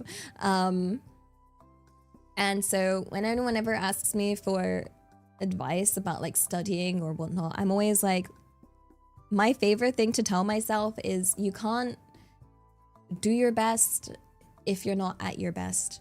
So time spent mentally looking after yourself, taking breaks, eating, you know, looking after yourself isn't time wasted. It's not wasted. Do not feel guilty. There is more to studying than just studying, ironically. Like, yeah, it's something I wish like I knew earlier. Cause my gosh, it was, yeah. Can't do your best if you're not at your best. Simple as that. Eating isn't time wasted, a lesson Elia had to learn. Nah, for real. I remember thinking I can't waste too much time cooking or eating or cleaning because I have to study. Like, that's what I remember. That was the mindset I got. And bear in mind, my diet back then was like these 30p garlic breads, which is a terrible diet. And I ended up having like, I was so ill with like a horrible fever, and I had these mouth ulcers, and it was painful. And I remember at one point I had a bunch of mouth ulcers, and it was really, really painful in my mouth. And I went to one of my exams, and it just hurt. It just hurt like a lot. So it made me cry from how painful it was, but that it looked like I was just crying at this exam to other people, but I wasn't. I was just crying over my own internal pain that was completely self-inflicted from not looking after myself. Better than Monster and Cola. I couldn't afford Monster and Cola back then. I drank water. I drank water. I drank good old British tap water back then, mostly. Yeah. It was a time. I would say back then was definitely probably peak stress, and that, but relatively though, like on the plus side, you find that like going through very stressful situations in life means it's easier to go through situations in the future, because relatively you're not as stressed and it's not as bad as like back then. So on the plus side, my little trial through fire helps. Yeah, taking breaks for stuff like gaming, like Geometry Dash, Hollow Knight, Silksong is good for you. Yeah, I would say games like that. Don't not League of Legends. Yeah. No. You gotta pick something more chill. You gotta pick something actually chill, like Stardew or something. TFT, yes. Yeah. League was not... Yeah. I played League during uni, and it did not help my mental. You wanna know my worst day? My worst day on League of Legends was, I can't remember what season it was, okay? But a new season had just started. So that's when all the ranks reset, like a hard reset or whatever. And I was like, okay, I'm gonna go do my placements, which is when you play your like first 10 games and it places you. I played 20 games that day, and I lost every single one. I should have hecking stopped. That was a bad day. That was a very bad day. That was 20 losses in a row kind of bad day.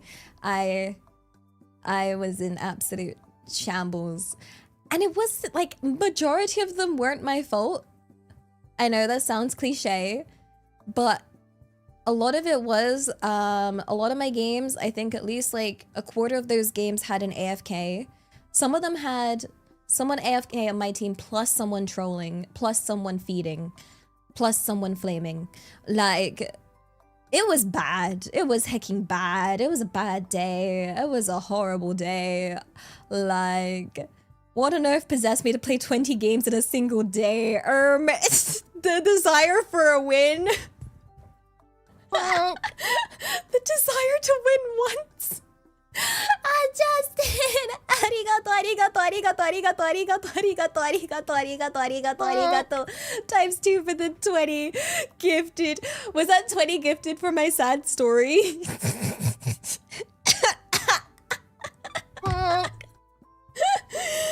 To be fair, it's a pretty sad story.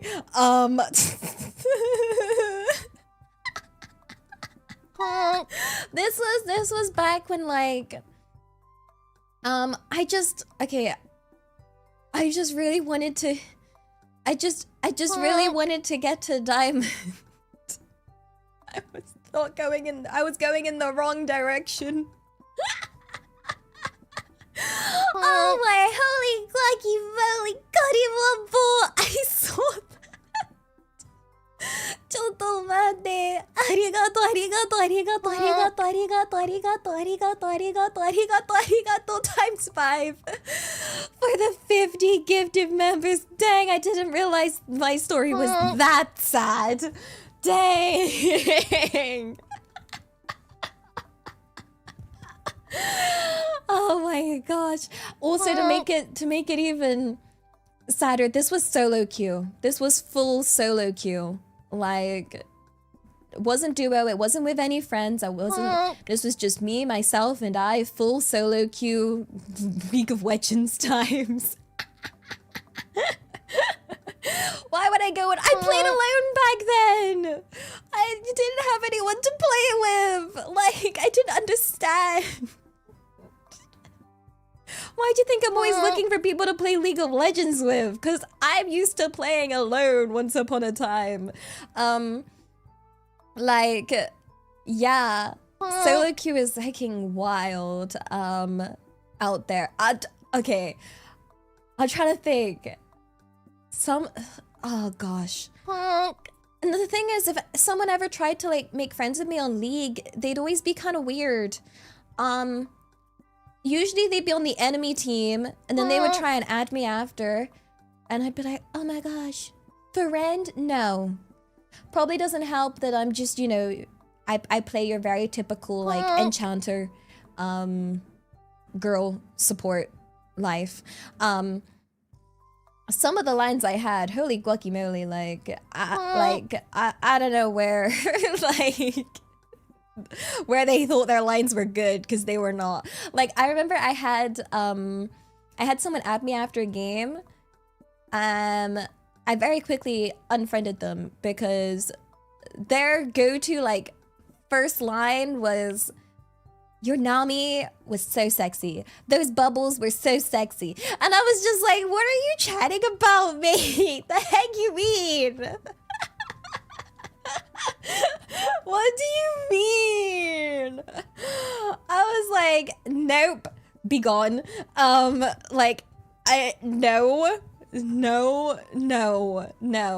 just no. I'm here for League. I don't want anything else, and I'm getting bad vibes.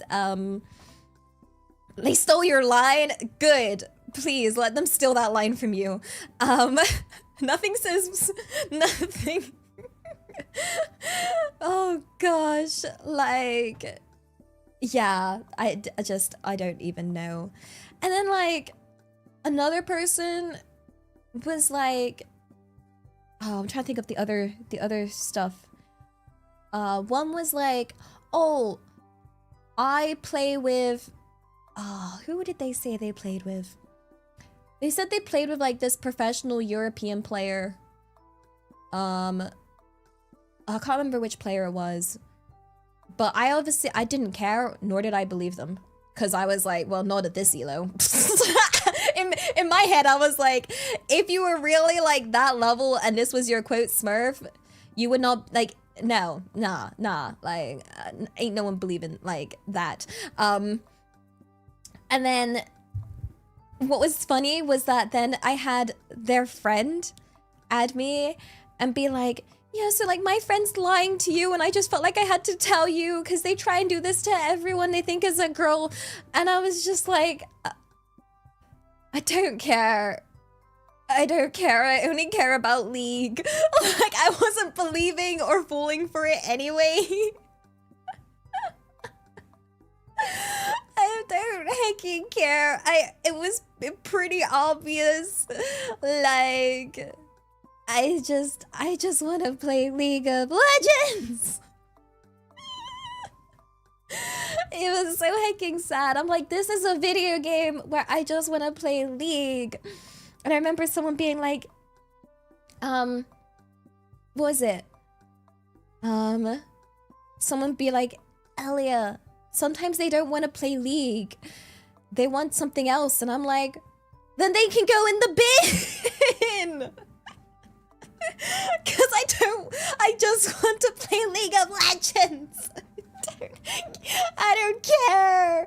I'm here for the gameplay.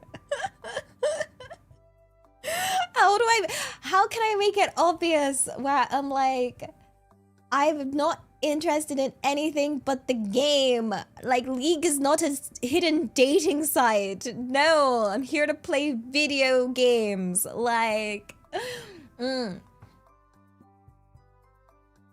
like, straight up. Apparently there's a lot of people trying to find people in the game of League of Legends, and I'm just like, well, that's insane. I just want to play games. Sam, dude, I tried. It doesn't work. Probably because of what I play. It doesn't help when I'm playing my cute girl champions. But I've tried. I tried. And they were just, oh, I don't even hecking know. Like, yeah, I used to be a Nami one trick. So, yeah. Good old Nami. I love Nami. Brilliant champion. Yeah, no. Fun fact, League is used for hookups. That's disgusting. How dare they taint my game like that? Disgusting. That's no. Oh gosh, I'm a dude. It's okay, I can pivot. Oh gosh, no. Sometimes I just no. I just want to play my video game. I don't care about anything else. It's just that simple. Like, yeah, if I ever play games with anyone, just know, guys, I just want to play the game.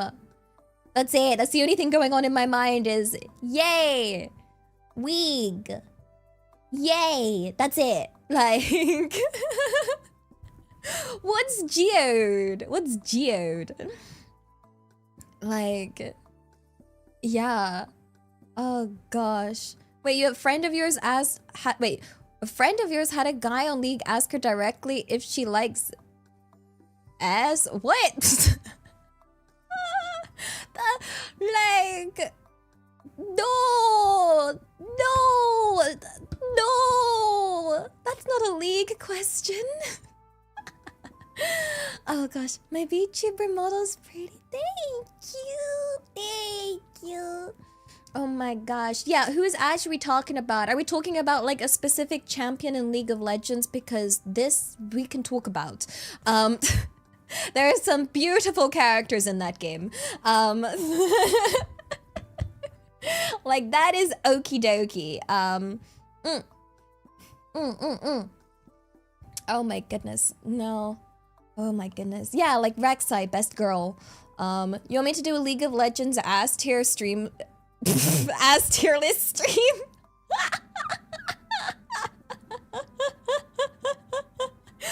You don't know anything about League? Would you like to? Would you like to know about the women champions and their beautiful butts? Oh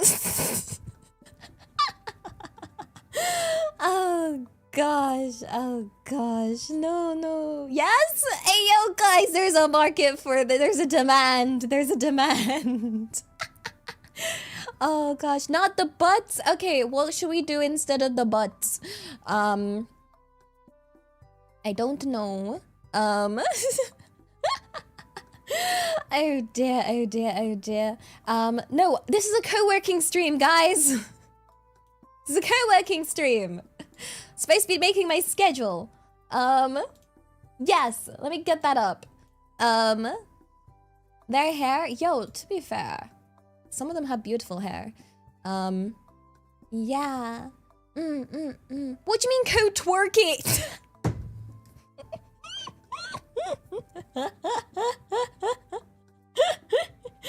It's a pun.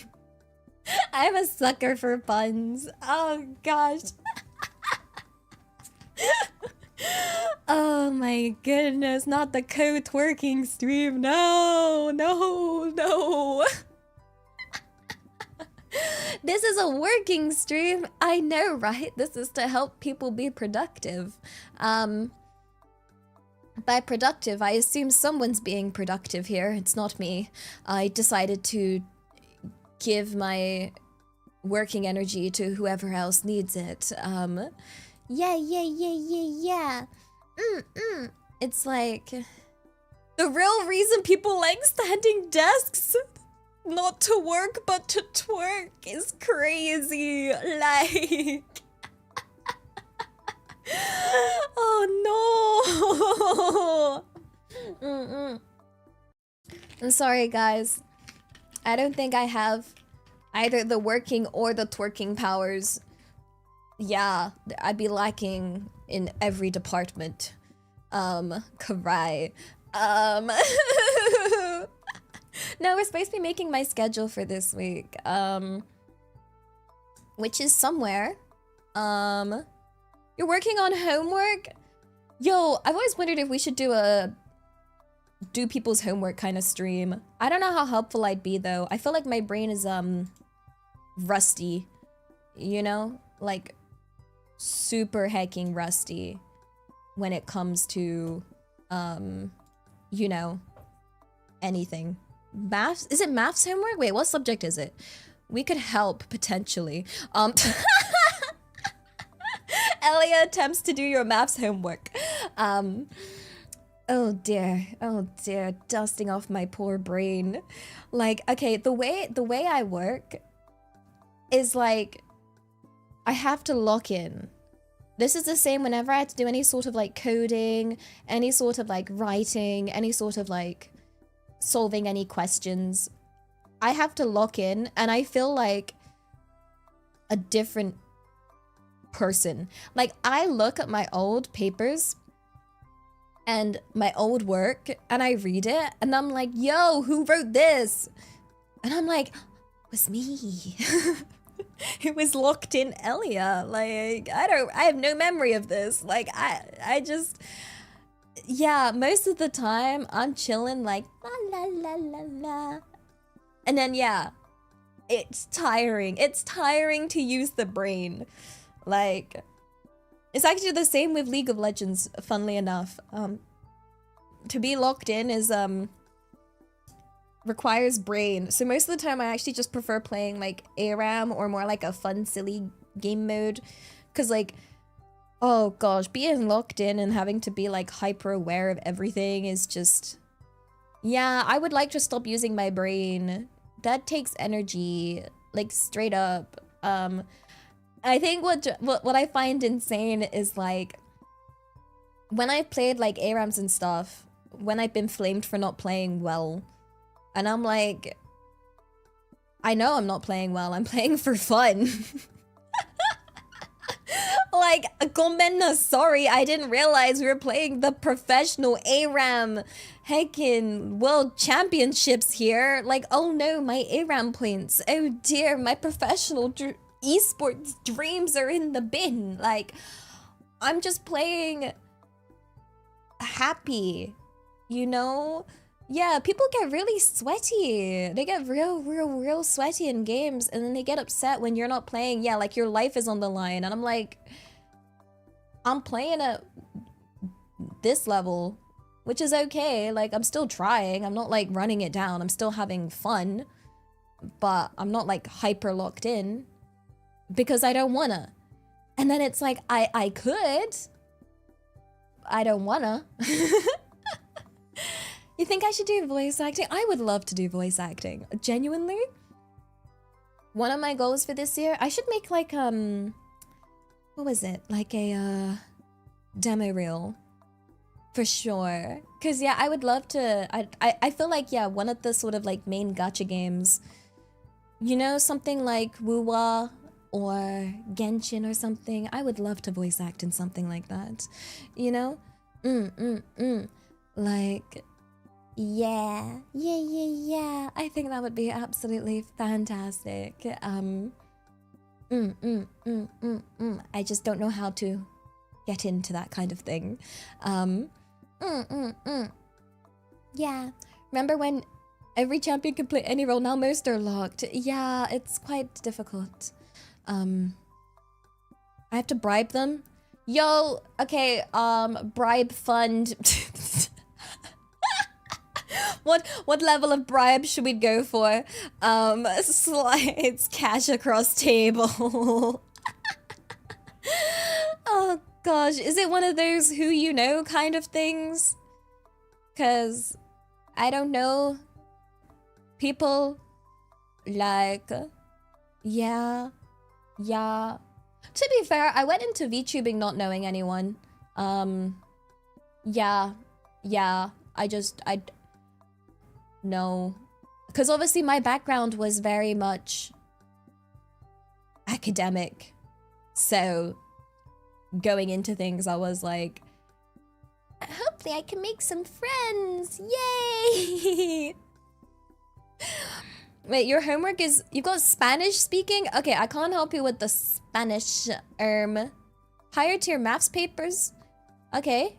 Chem, bio, physics? Yeah, we could do those. Macbeth, Christmas Carol? We could do those. Yeah. I did, English literature at college level. That was not fun at all.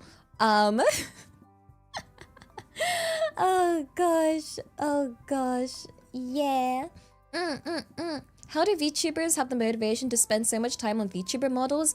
Oh, money goes to artist. Artist does really cool job. Voila.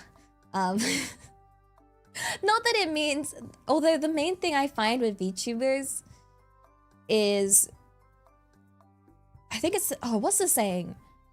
It's the I think the saying from is it from Avengers or something that works really well is that, like, if you need a good model to be entertaining and to be popular, then you're not really entertaining, you know? Like, you should be able to be just as entertaining with a scuffed, like, quote, not good model, and then go from there. Because you shouldn't need, like, it. You want me to talk with a stick figure? Yo. What have I got? What have I got in my wardrobe? Let's see. Duck slash goose looking thing. Boom. Okay, so. Yeah. Can I be entertaining with this? That's the real question. Wait, I can go on the table. Oh. Whoa, I'm kind of expressive with this. Let's put me on the table. Let's see. Okay. I think this one was only like, let's move the table up. Let's move this table so that you guys can see me, so I'm on the table. Boom! Yay! Okay. You like my pitter-patter? Bum, bum, bum, bum, bum, bum. This is more entertaining. ちょっと待ってだよ。なんで? Like, yeah, you want to be entertaining as if there was like nothing on the screen. That's how you get. Can I twerk? My eyes are going crazy when I do that.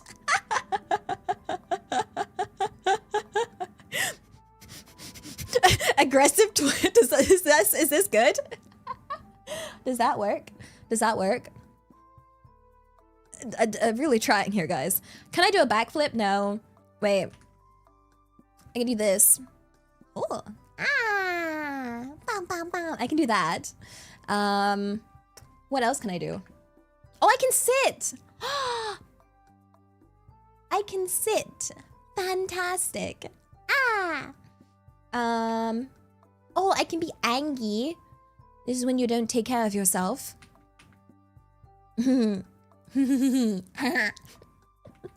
There's that. Oh, wait, wait, wait, wait, wait. Oh my gosh, I'm working my way over here. Oh, there we go. Ah, now I can look at you guys. Oh gosh, wait. I changed during the ad break. Wait. Let me just. How did I waddle again? It's like bum bum bum bum. Oh, whatever. Yay. Now we're talking. No context. Welcome back from the ads. Wait, it's really, it's hard to talk with a knife in my mouth.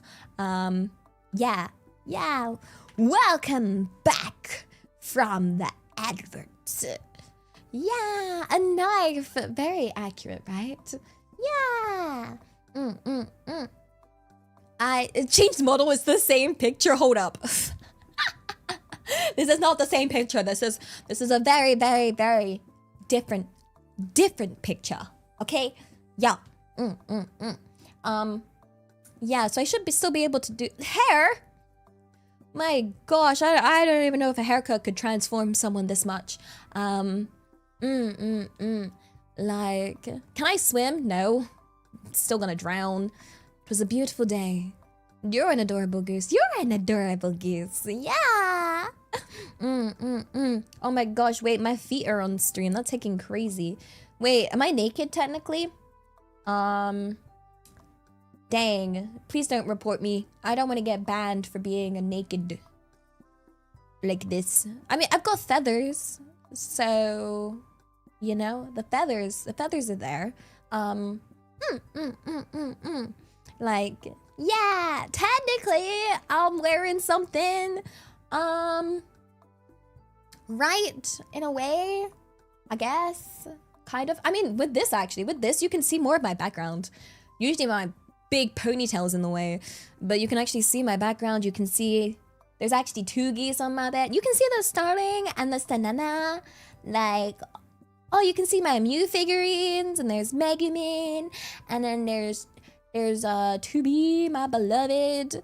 Like, a bow tie. I don't know if I have a bow tie. Wait, what have I got? What's in here? I think I have cat ears. Not a cat ears. Yeah, no. Wait. A crown. I don't have a bow tie. We're so cooked. What do ducks eat? Not bread. Much too many people's confusion. Got a McDonald's hat, a mustache, a lot of hands. I have a tie. I have a regular tie, but would that be a bit too manly? Like, you know? I got sunglasses. Where's it? I have no bows. Like, I'll look dapper, you think? Do you want me to bring out the tie? Okay, I'll bring out the tie. But if I look silly, I will be sad. Yeah. Let me grab that. Where is that tie? Purple. Hoodie tie. Ah! Wait. There we go. Okay, how's that? How's that? Do I look smart? Gosh, I feel like I'm back in school with a tie like this. I had to like, what'd you call it? I had to wear a tie back in school. My good old Catholic school uniform. Glasses? Are you trying to make me look smart? Then people will get the impression I'm smart. Wear the tie on the beak. Do you wear your tie on your mouth? Hold up. Like, Clean professional would give money. I look like I'm here for a job interview.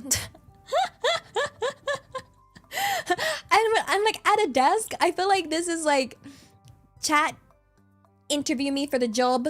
I'll do my best to answer the questions and hopefully I'm hired? Oh, banger. Yay. Wait. That's suspicious if the company just hires me straight off the bat.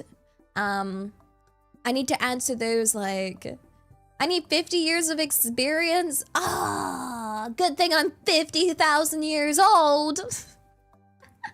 Can I move my wings?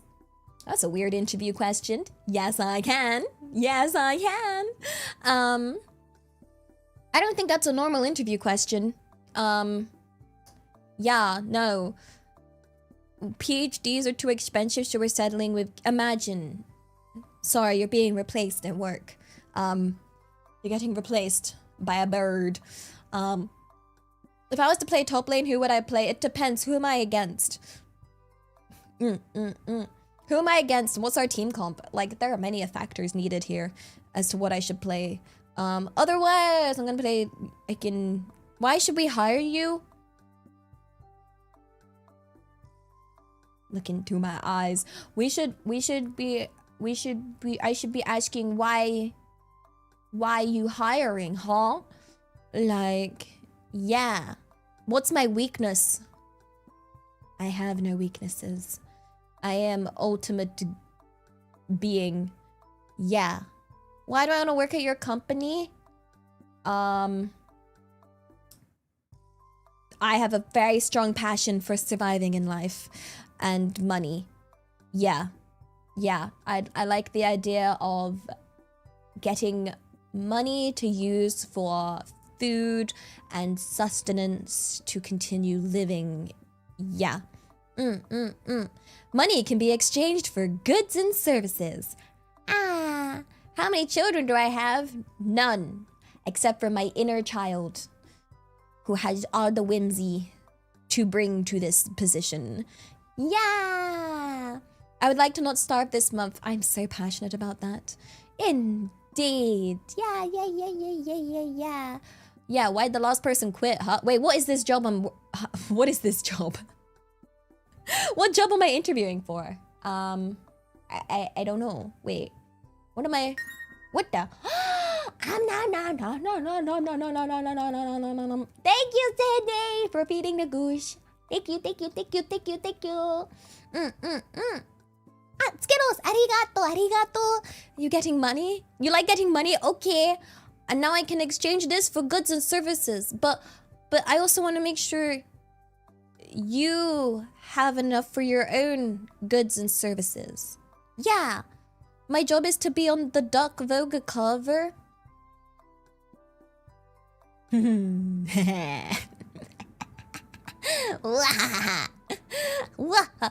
need there to be, honestly, I have this model, but what I'm really looking for is like a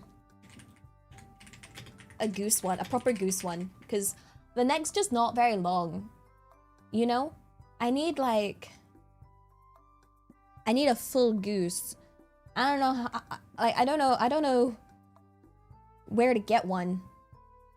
This was the closest I could find, unfortunately.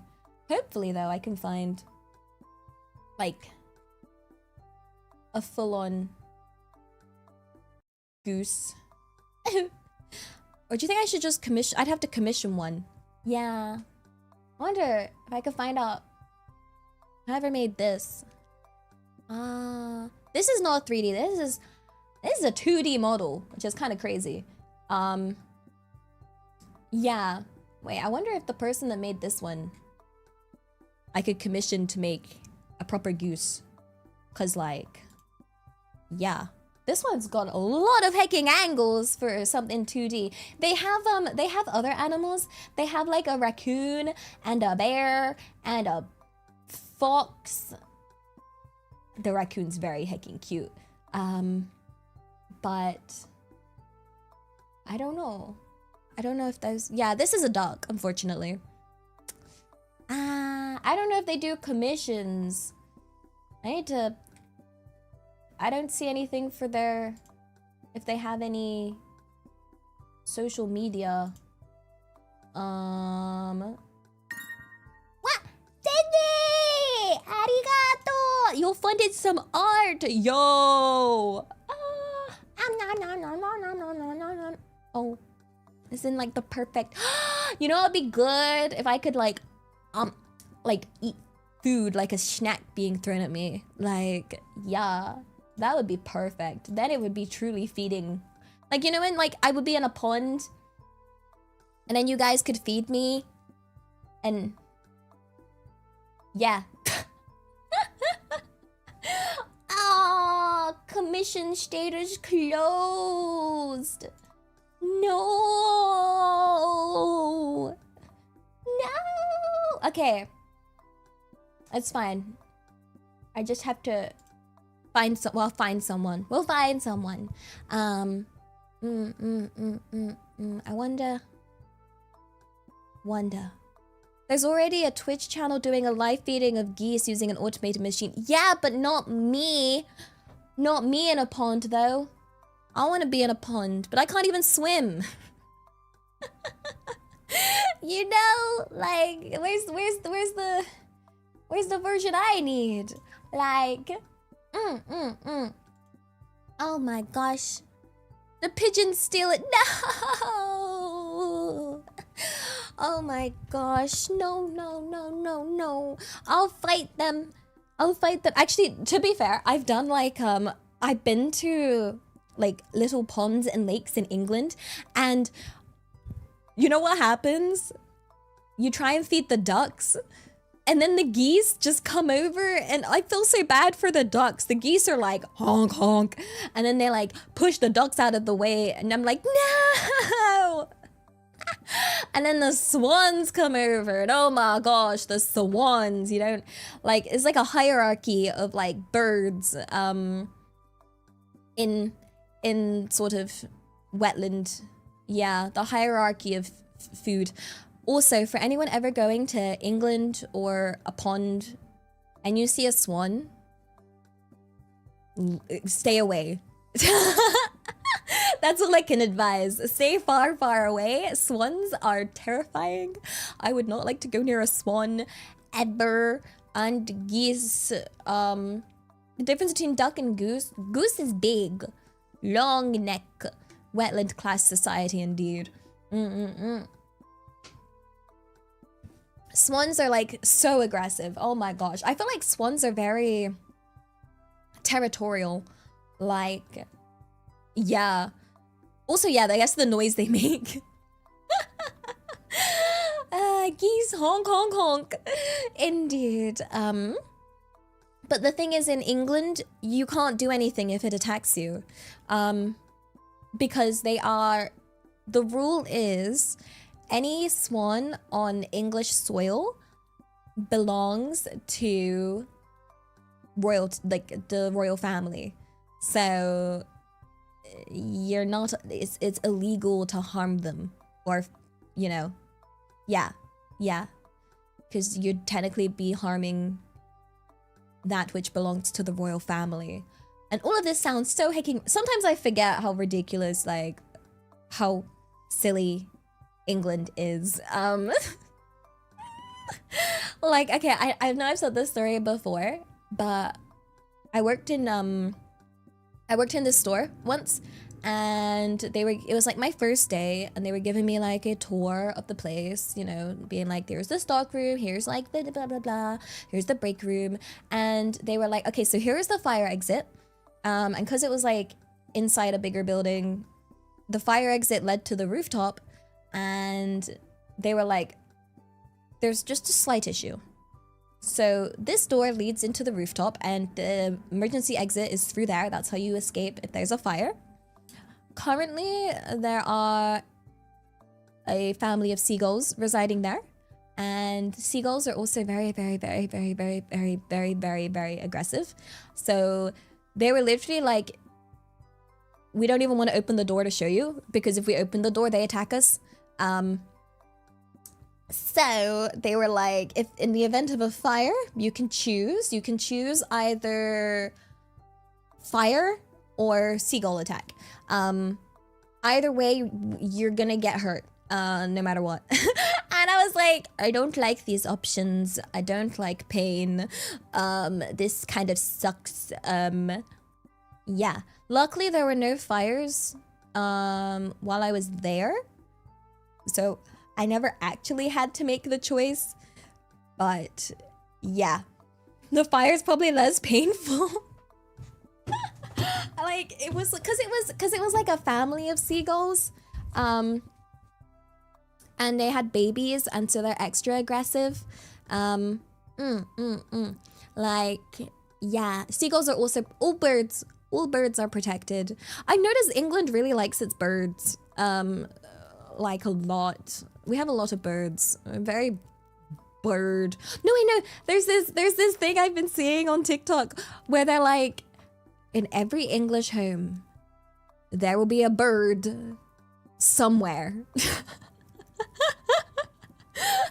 And it's just a bunch of videos of people trying to find like something with a bird on it in some English home, because apparently English people just always have something with a bird, whether like any kind of bird. And I'm like, well, that doesn't work for me because I definitely have geese things. I have a lot of geese things. It's all geese, but yeah.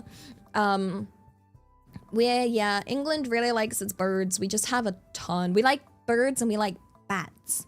So if you're ever in England and you encounter an area that's like particularly dark, like, you know, there's like lampposts, but they're not on. And you're like, well, that's weird. Why are none of the lampposts on here? It's for the bats. It's probably being used as like a dark corridor to help bats and their like lives, because yeah. So that, or bats are mammals. Yeah, we like, that's where I separated them from birds. We like bats and birds. Banuka Nisjo, arigato, arigato. Looking cute as usual, Ellie. Wait a second, I don't usually look like this. Hold the phone. You hate geese? Uh-oh. Am I in danger? Uh-oh. What about me? I am Goose. Oh dear. Oh dear. What do you mean I always look like this? I'm fine. Yes, yada. That's basically passing the job interview. I look like a duck. It's not fair. There's no... I need to look up a goose model. I want a goose model. Paindayo. This is the closest I could get. I'll find someone that specializes in animal... I don't know. I have no idea how to get one of these. Yeah. I'm wearing a tie because this is co-working. Yeah. Yeah. Blake, arigato. Elia's cute. Her webbed feet are too. Don't look at my feet. My eyes are up here. You don't want to look at these webbed things. Do I like analog horror? I've never played analog horror. I get scared easy though. I wonder how many layers this has. I wonder. We'll figure it out. I'll put it on my to-do list. There's a bird called a booby. Are we allowed to look at them? Not just look at them. We had a whole class on boobies once upon a time. It was a good class. It was a very good class. Okay, I'm gonna go back to my regular form. I miss being myself. I feel too naked.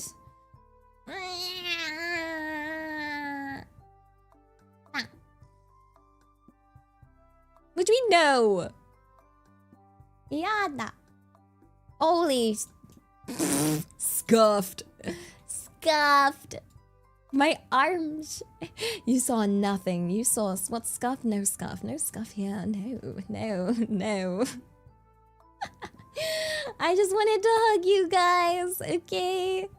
Ooh. Let me put myself. Oh, the table's really hiking big though. Let me shrink the table. There we go. Shrink that table. Oh, here's the tablecloth. Okay, well, that doesn't match up anymore. Oh dear, nothing makes sense anymore. Close enough. That'll do. I have to just listen. Arigato, arigato. I hope the new goose model will also have wings that move like that. Yeah! Hopefully. I'll see if I can get a quote for it, because that would be hecking good. Oh, I feel so much better in clothes. Ah, that's better. Did you miss me, guys? Oh dear, oh dear. I'm not getting any work done today, am I? Oh my goodness gracious me. I'm supposed to be making my hacking schedule. I've done nothing.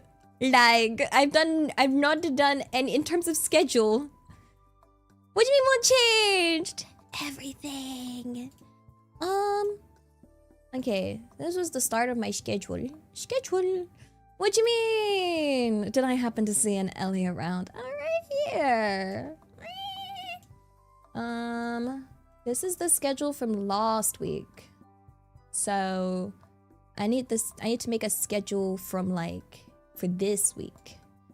This week. This is the program I use. Little insight into the behind the scenes of being a VTuber. Yeah, let me just move myself across. Wait, there we go. There we go. Let me just move this here. Oh, I look like I'm working because I got the table and everything. Ah! Wow. It looks like I'm really working, guys. Whoa.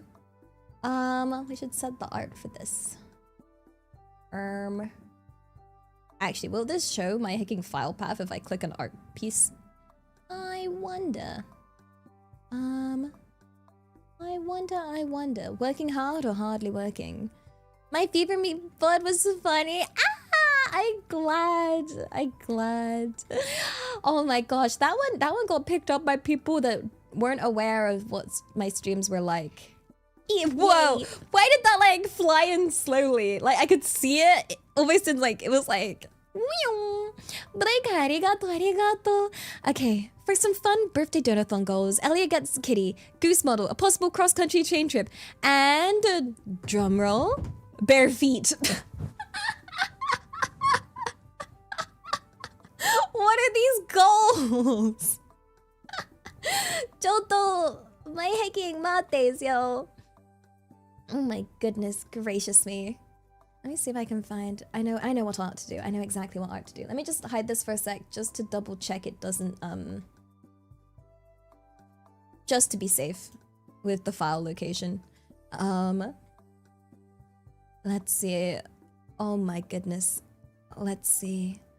What do you mean I'm cosplaying as someone that's working hard? What if I actually am? What if it's for realsies? You know? Like, hold up.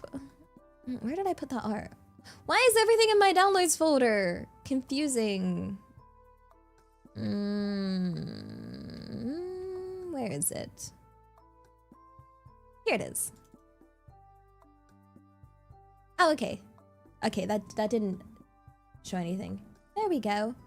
I'll have to find the artist for that. But we have this beautiful art. Ah! Arigato. No matter which model you use, you remain the same silly, adorable little punk I know and love. You know what I was thinking of getting? I was thinking of getting a matching one to match my old... I have my old chibi, because I was looking through my models the other day, and like, I have this little punk in here, and I was like, oh, wait a second, I forgot I had that. I have this old model, and I was like, wait, I should probably... Do you remember this? I was like, I should probably get like an updated version of this. Because I actually really enjoyed using this one. Yeah. This one is heckin'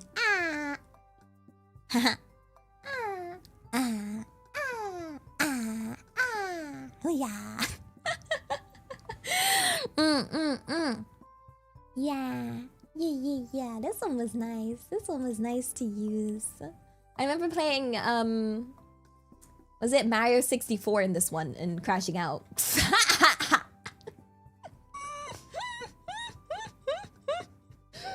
Oh gosh. gosh, fun times. It's gonna be scuff again for a hot second. Can I be fast? How fast can I be? Not fast enough! Welp. I tried. Let's put the wings away. Kind of big. Let me put myself here again. There we go. Yeah. Oh my gosh, the gremlin side of me. Let's set this. It's the 5th of January. It is fucking crazy. Oh, ooh. Like, I feel like if I had the chibi model for the gremlin side, we could play like those any games that you think would be quite rage-inducing, you know, to see if it could cause me to rage. It's the 5th already. I know, right? It's kind of crazy. Okay, so we still have, that's today. This is still the same, so that's always nice and easy.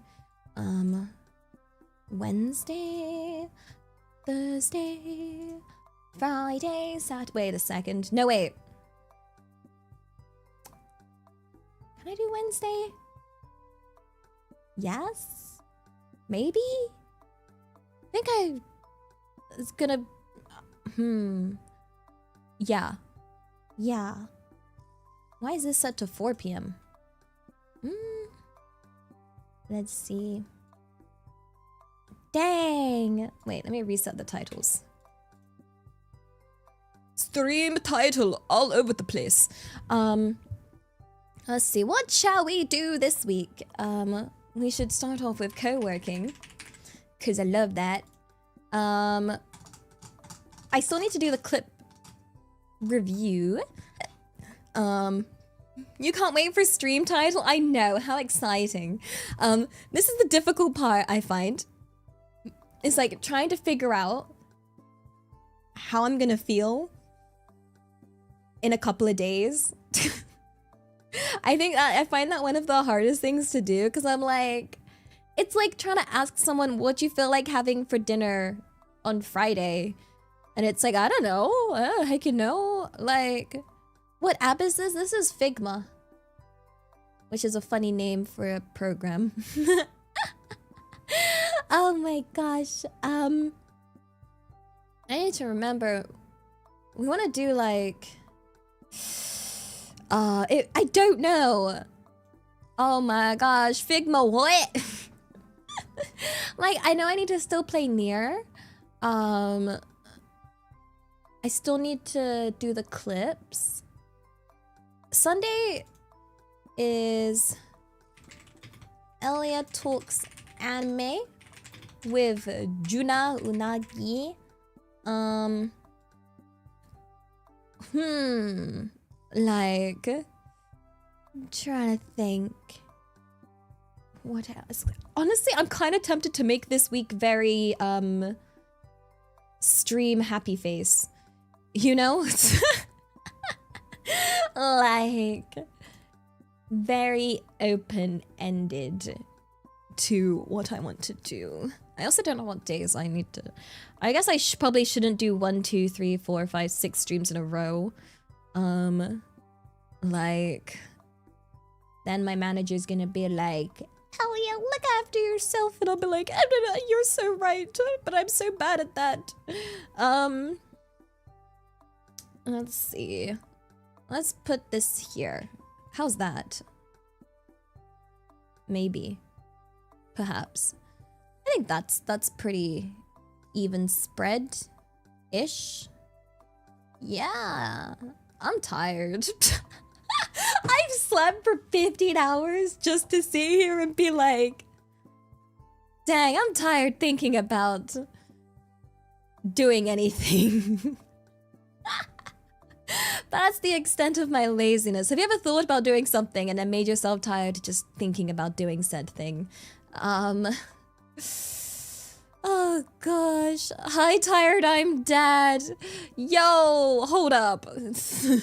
Choto, mate, father, do you have the milk? Oh gosh, like, let's see. Wednesday can be stream! Exclamation mark.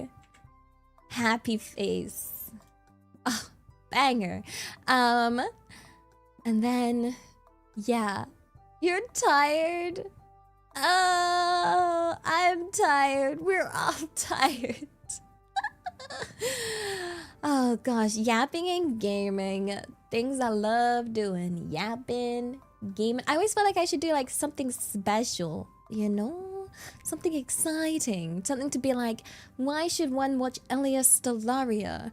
You know, like, what makes an Elias Stellaria stream special?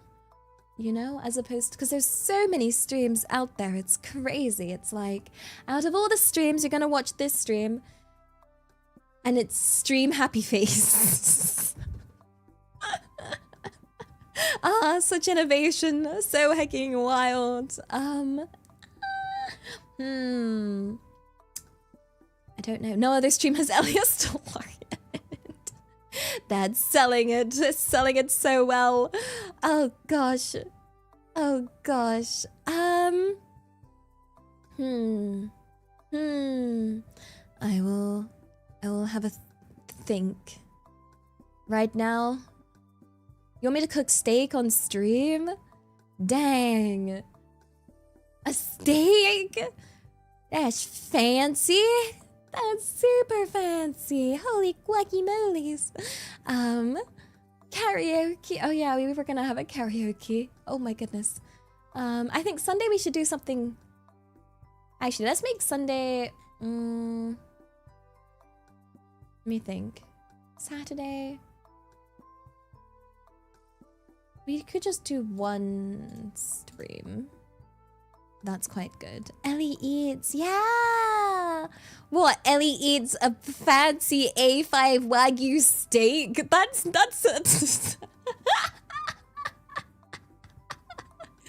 Hold up. That's an interesting Ellie eats idea you've got going there. Yes? No! Oh dear. With a blowtorch. Would I ever do Hollow Knight? I've already played Hollow Knight. Yeah, I think I have VODs for my entire Hollow Knight playthrough. Me with a blowtorch sounds pretty heckin' good. Oh no, wait, I have, I was cleaning and I was like going through my stuff and I was like, wait, I have all this stuff that like I bought 4 streams for like future. Let me have a look.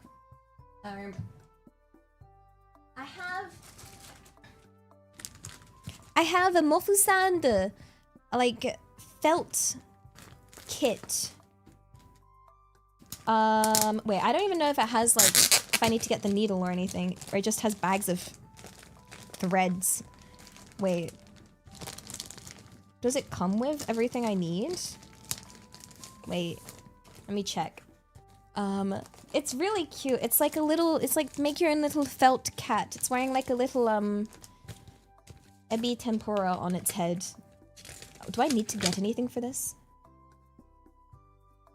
Okay. Yeah, let's make this. Let's make this. This sounds interesting. Wait, I don't know if it comes with what I need though. Like a felt needle. Does it? Wait, let me have a look. It's very cute. Wait, can I just show you guys? Let me look it up. Let me see if I can find an image of what I'm yapping about. Let me see. Mofusand felt kit. I need a special needle. Oh. Ah, this is the exact one I have. Wait, banger. This is what I've got. I have this little kit, which I thought was really heckin' cute that I bought like a kerbillion goodness knows when. It comes with like a bunch of instructions that are in Japanese. I don't think it comes with the needle. Yeah, I don't have the needle. So I'd have to get a needle. What do you mean me with a blowtorch sounds terrifying? The heck? I would trust me with a blowtorch any day. Like, Yeah, wait, why doesn't this come with the stuff I need it to come with? Oh my goodness. Like, we could all look at the Japanese instructions together and not read. You can trust me to start and I put out fires before. Albeit fires that I caused, but I put them out. So that's the important part. You know, who got rid of the fire? Me. How many fires have I fixed? Several. Could they been avoided? Very much so. But accidents happen. Okay, I will look into getting the needle for this, and we can do... Is this like needle craft? Like, no, felt craft? Felt... What would you even call this? Like... Felt...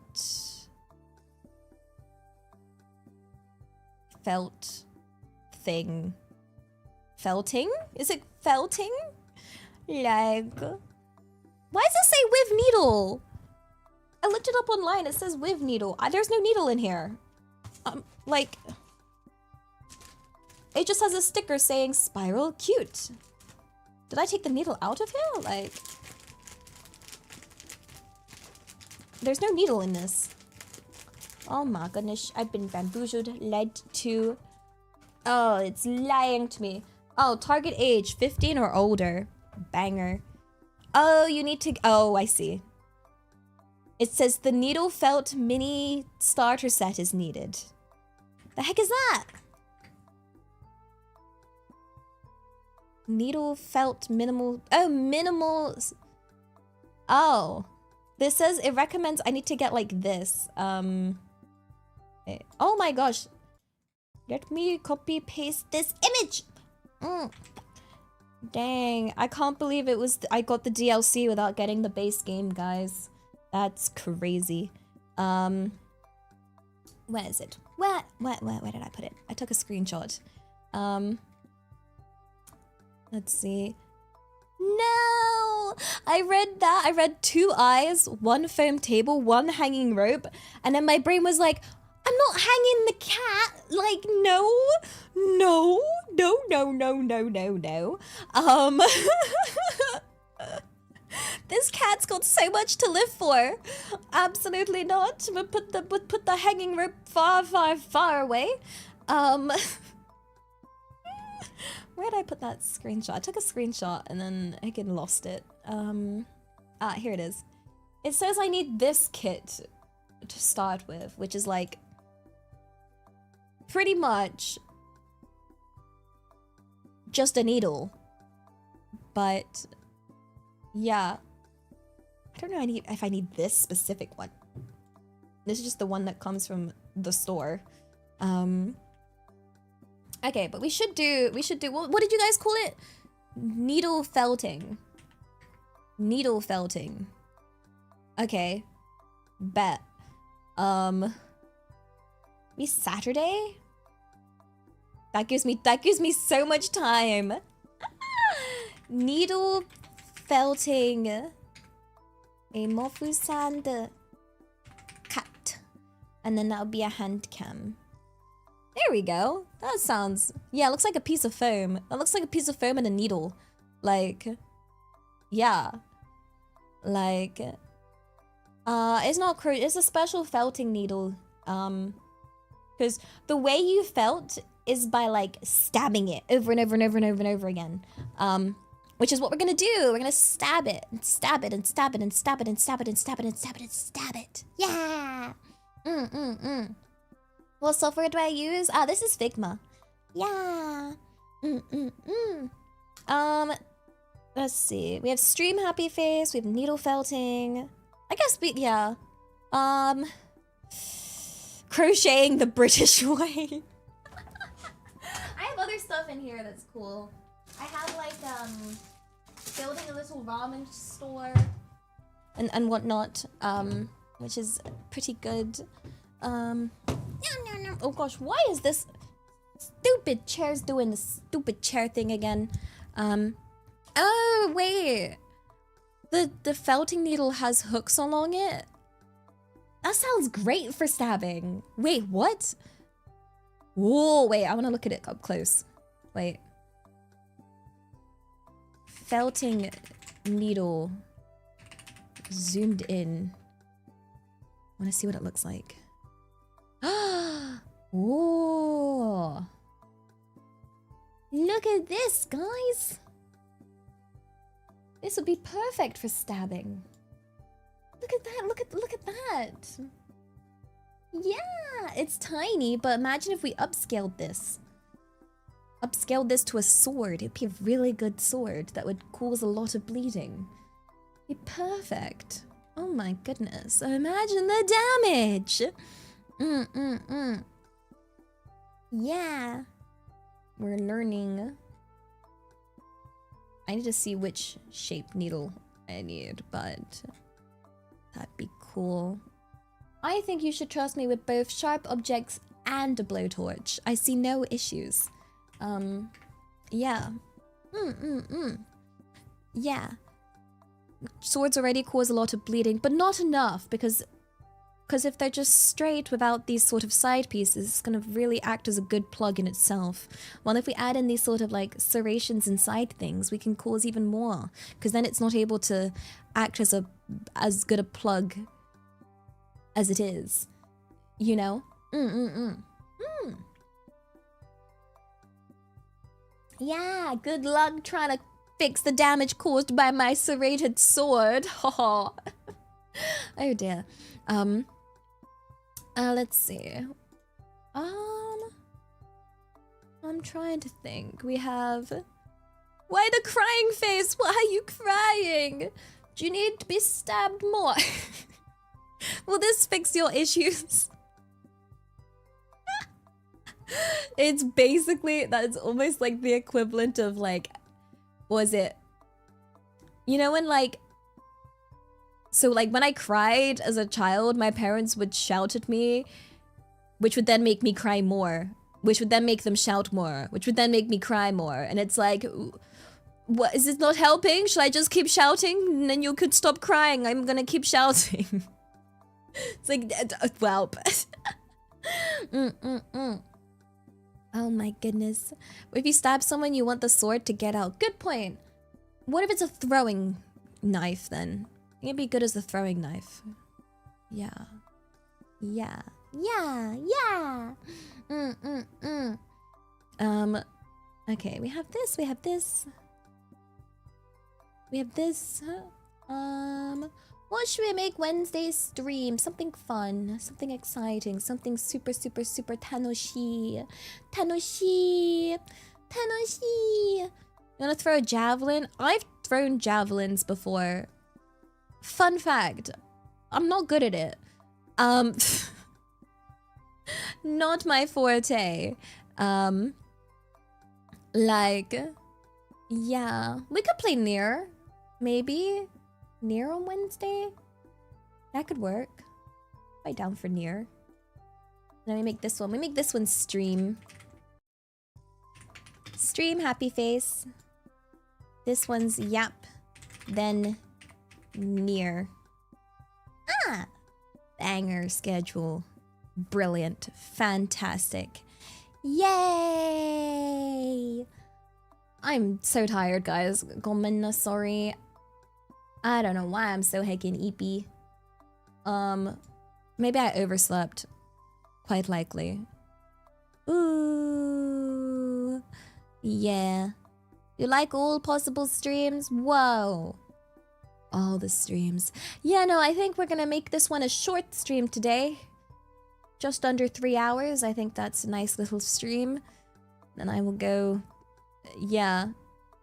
Would it be bad to nap? Maybe I'll take a bath or something. That's basically like almost a nap, right? That's like kind of a nap in water. Nier Automata, a wonderful game. Yeah, I go rest. I think I rest. I guess the last few days have been kind of long streams. Maybe maybe I don't know.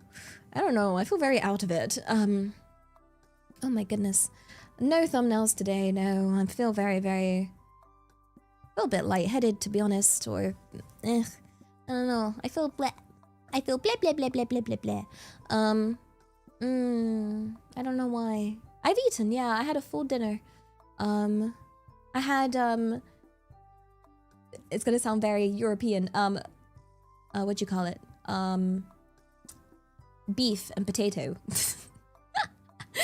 Yeah. Skittles, arigato. Sorry, tags, rest well, you cutie. I'll try and rest. Benuganist, arigato. Oopa.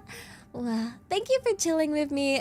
One day, these co-working streams will be more co-working, less yapping, but I hope at least one person got some work done. Sydney, arigato. Take care. Remember to take your meds. Take care of yourself. Yeah, I think I need to lie down. I don't feel great. I'm feeling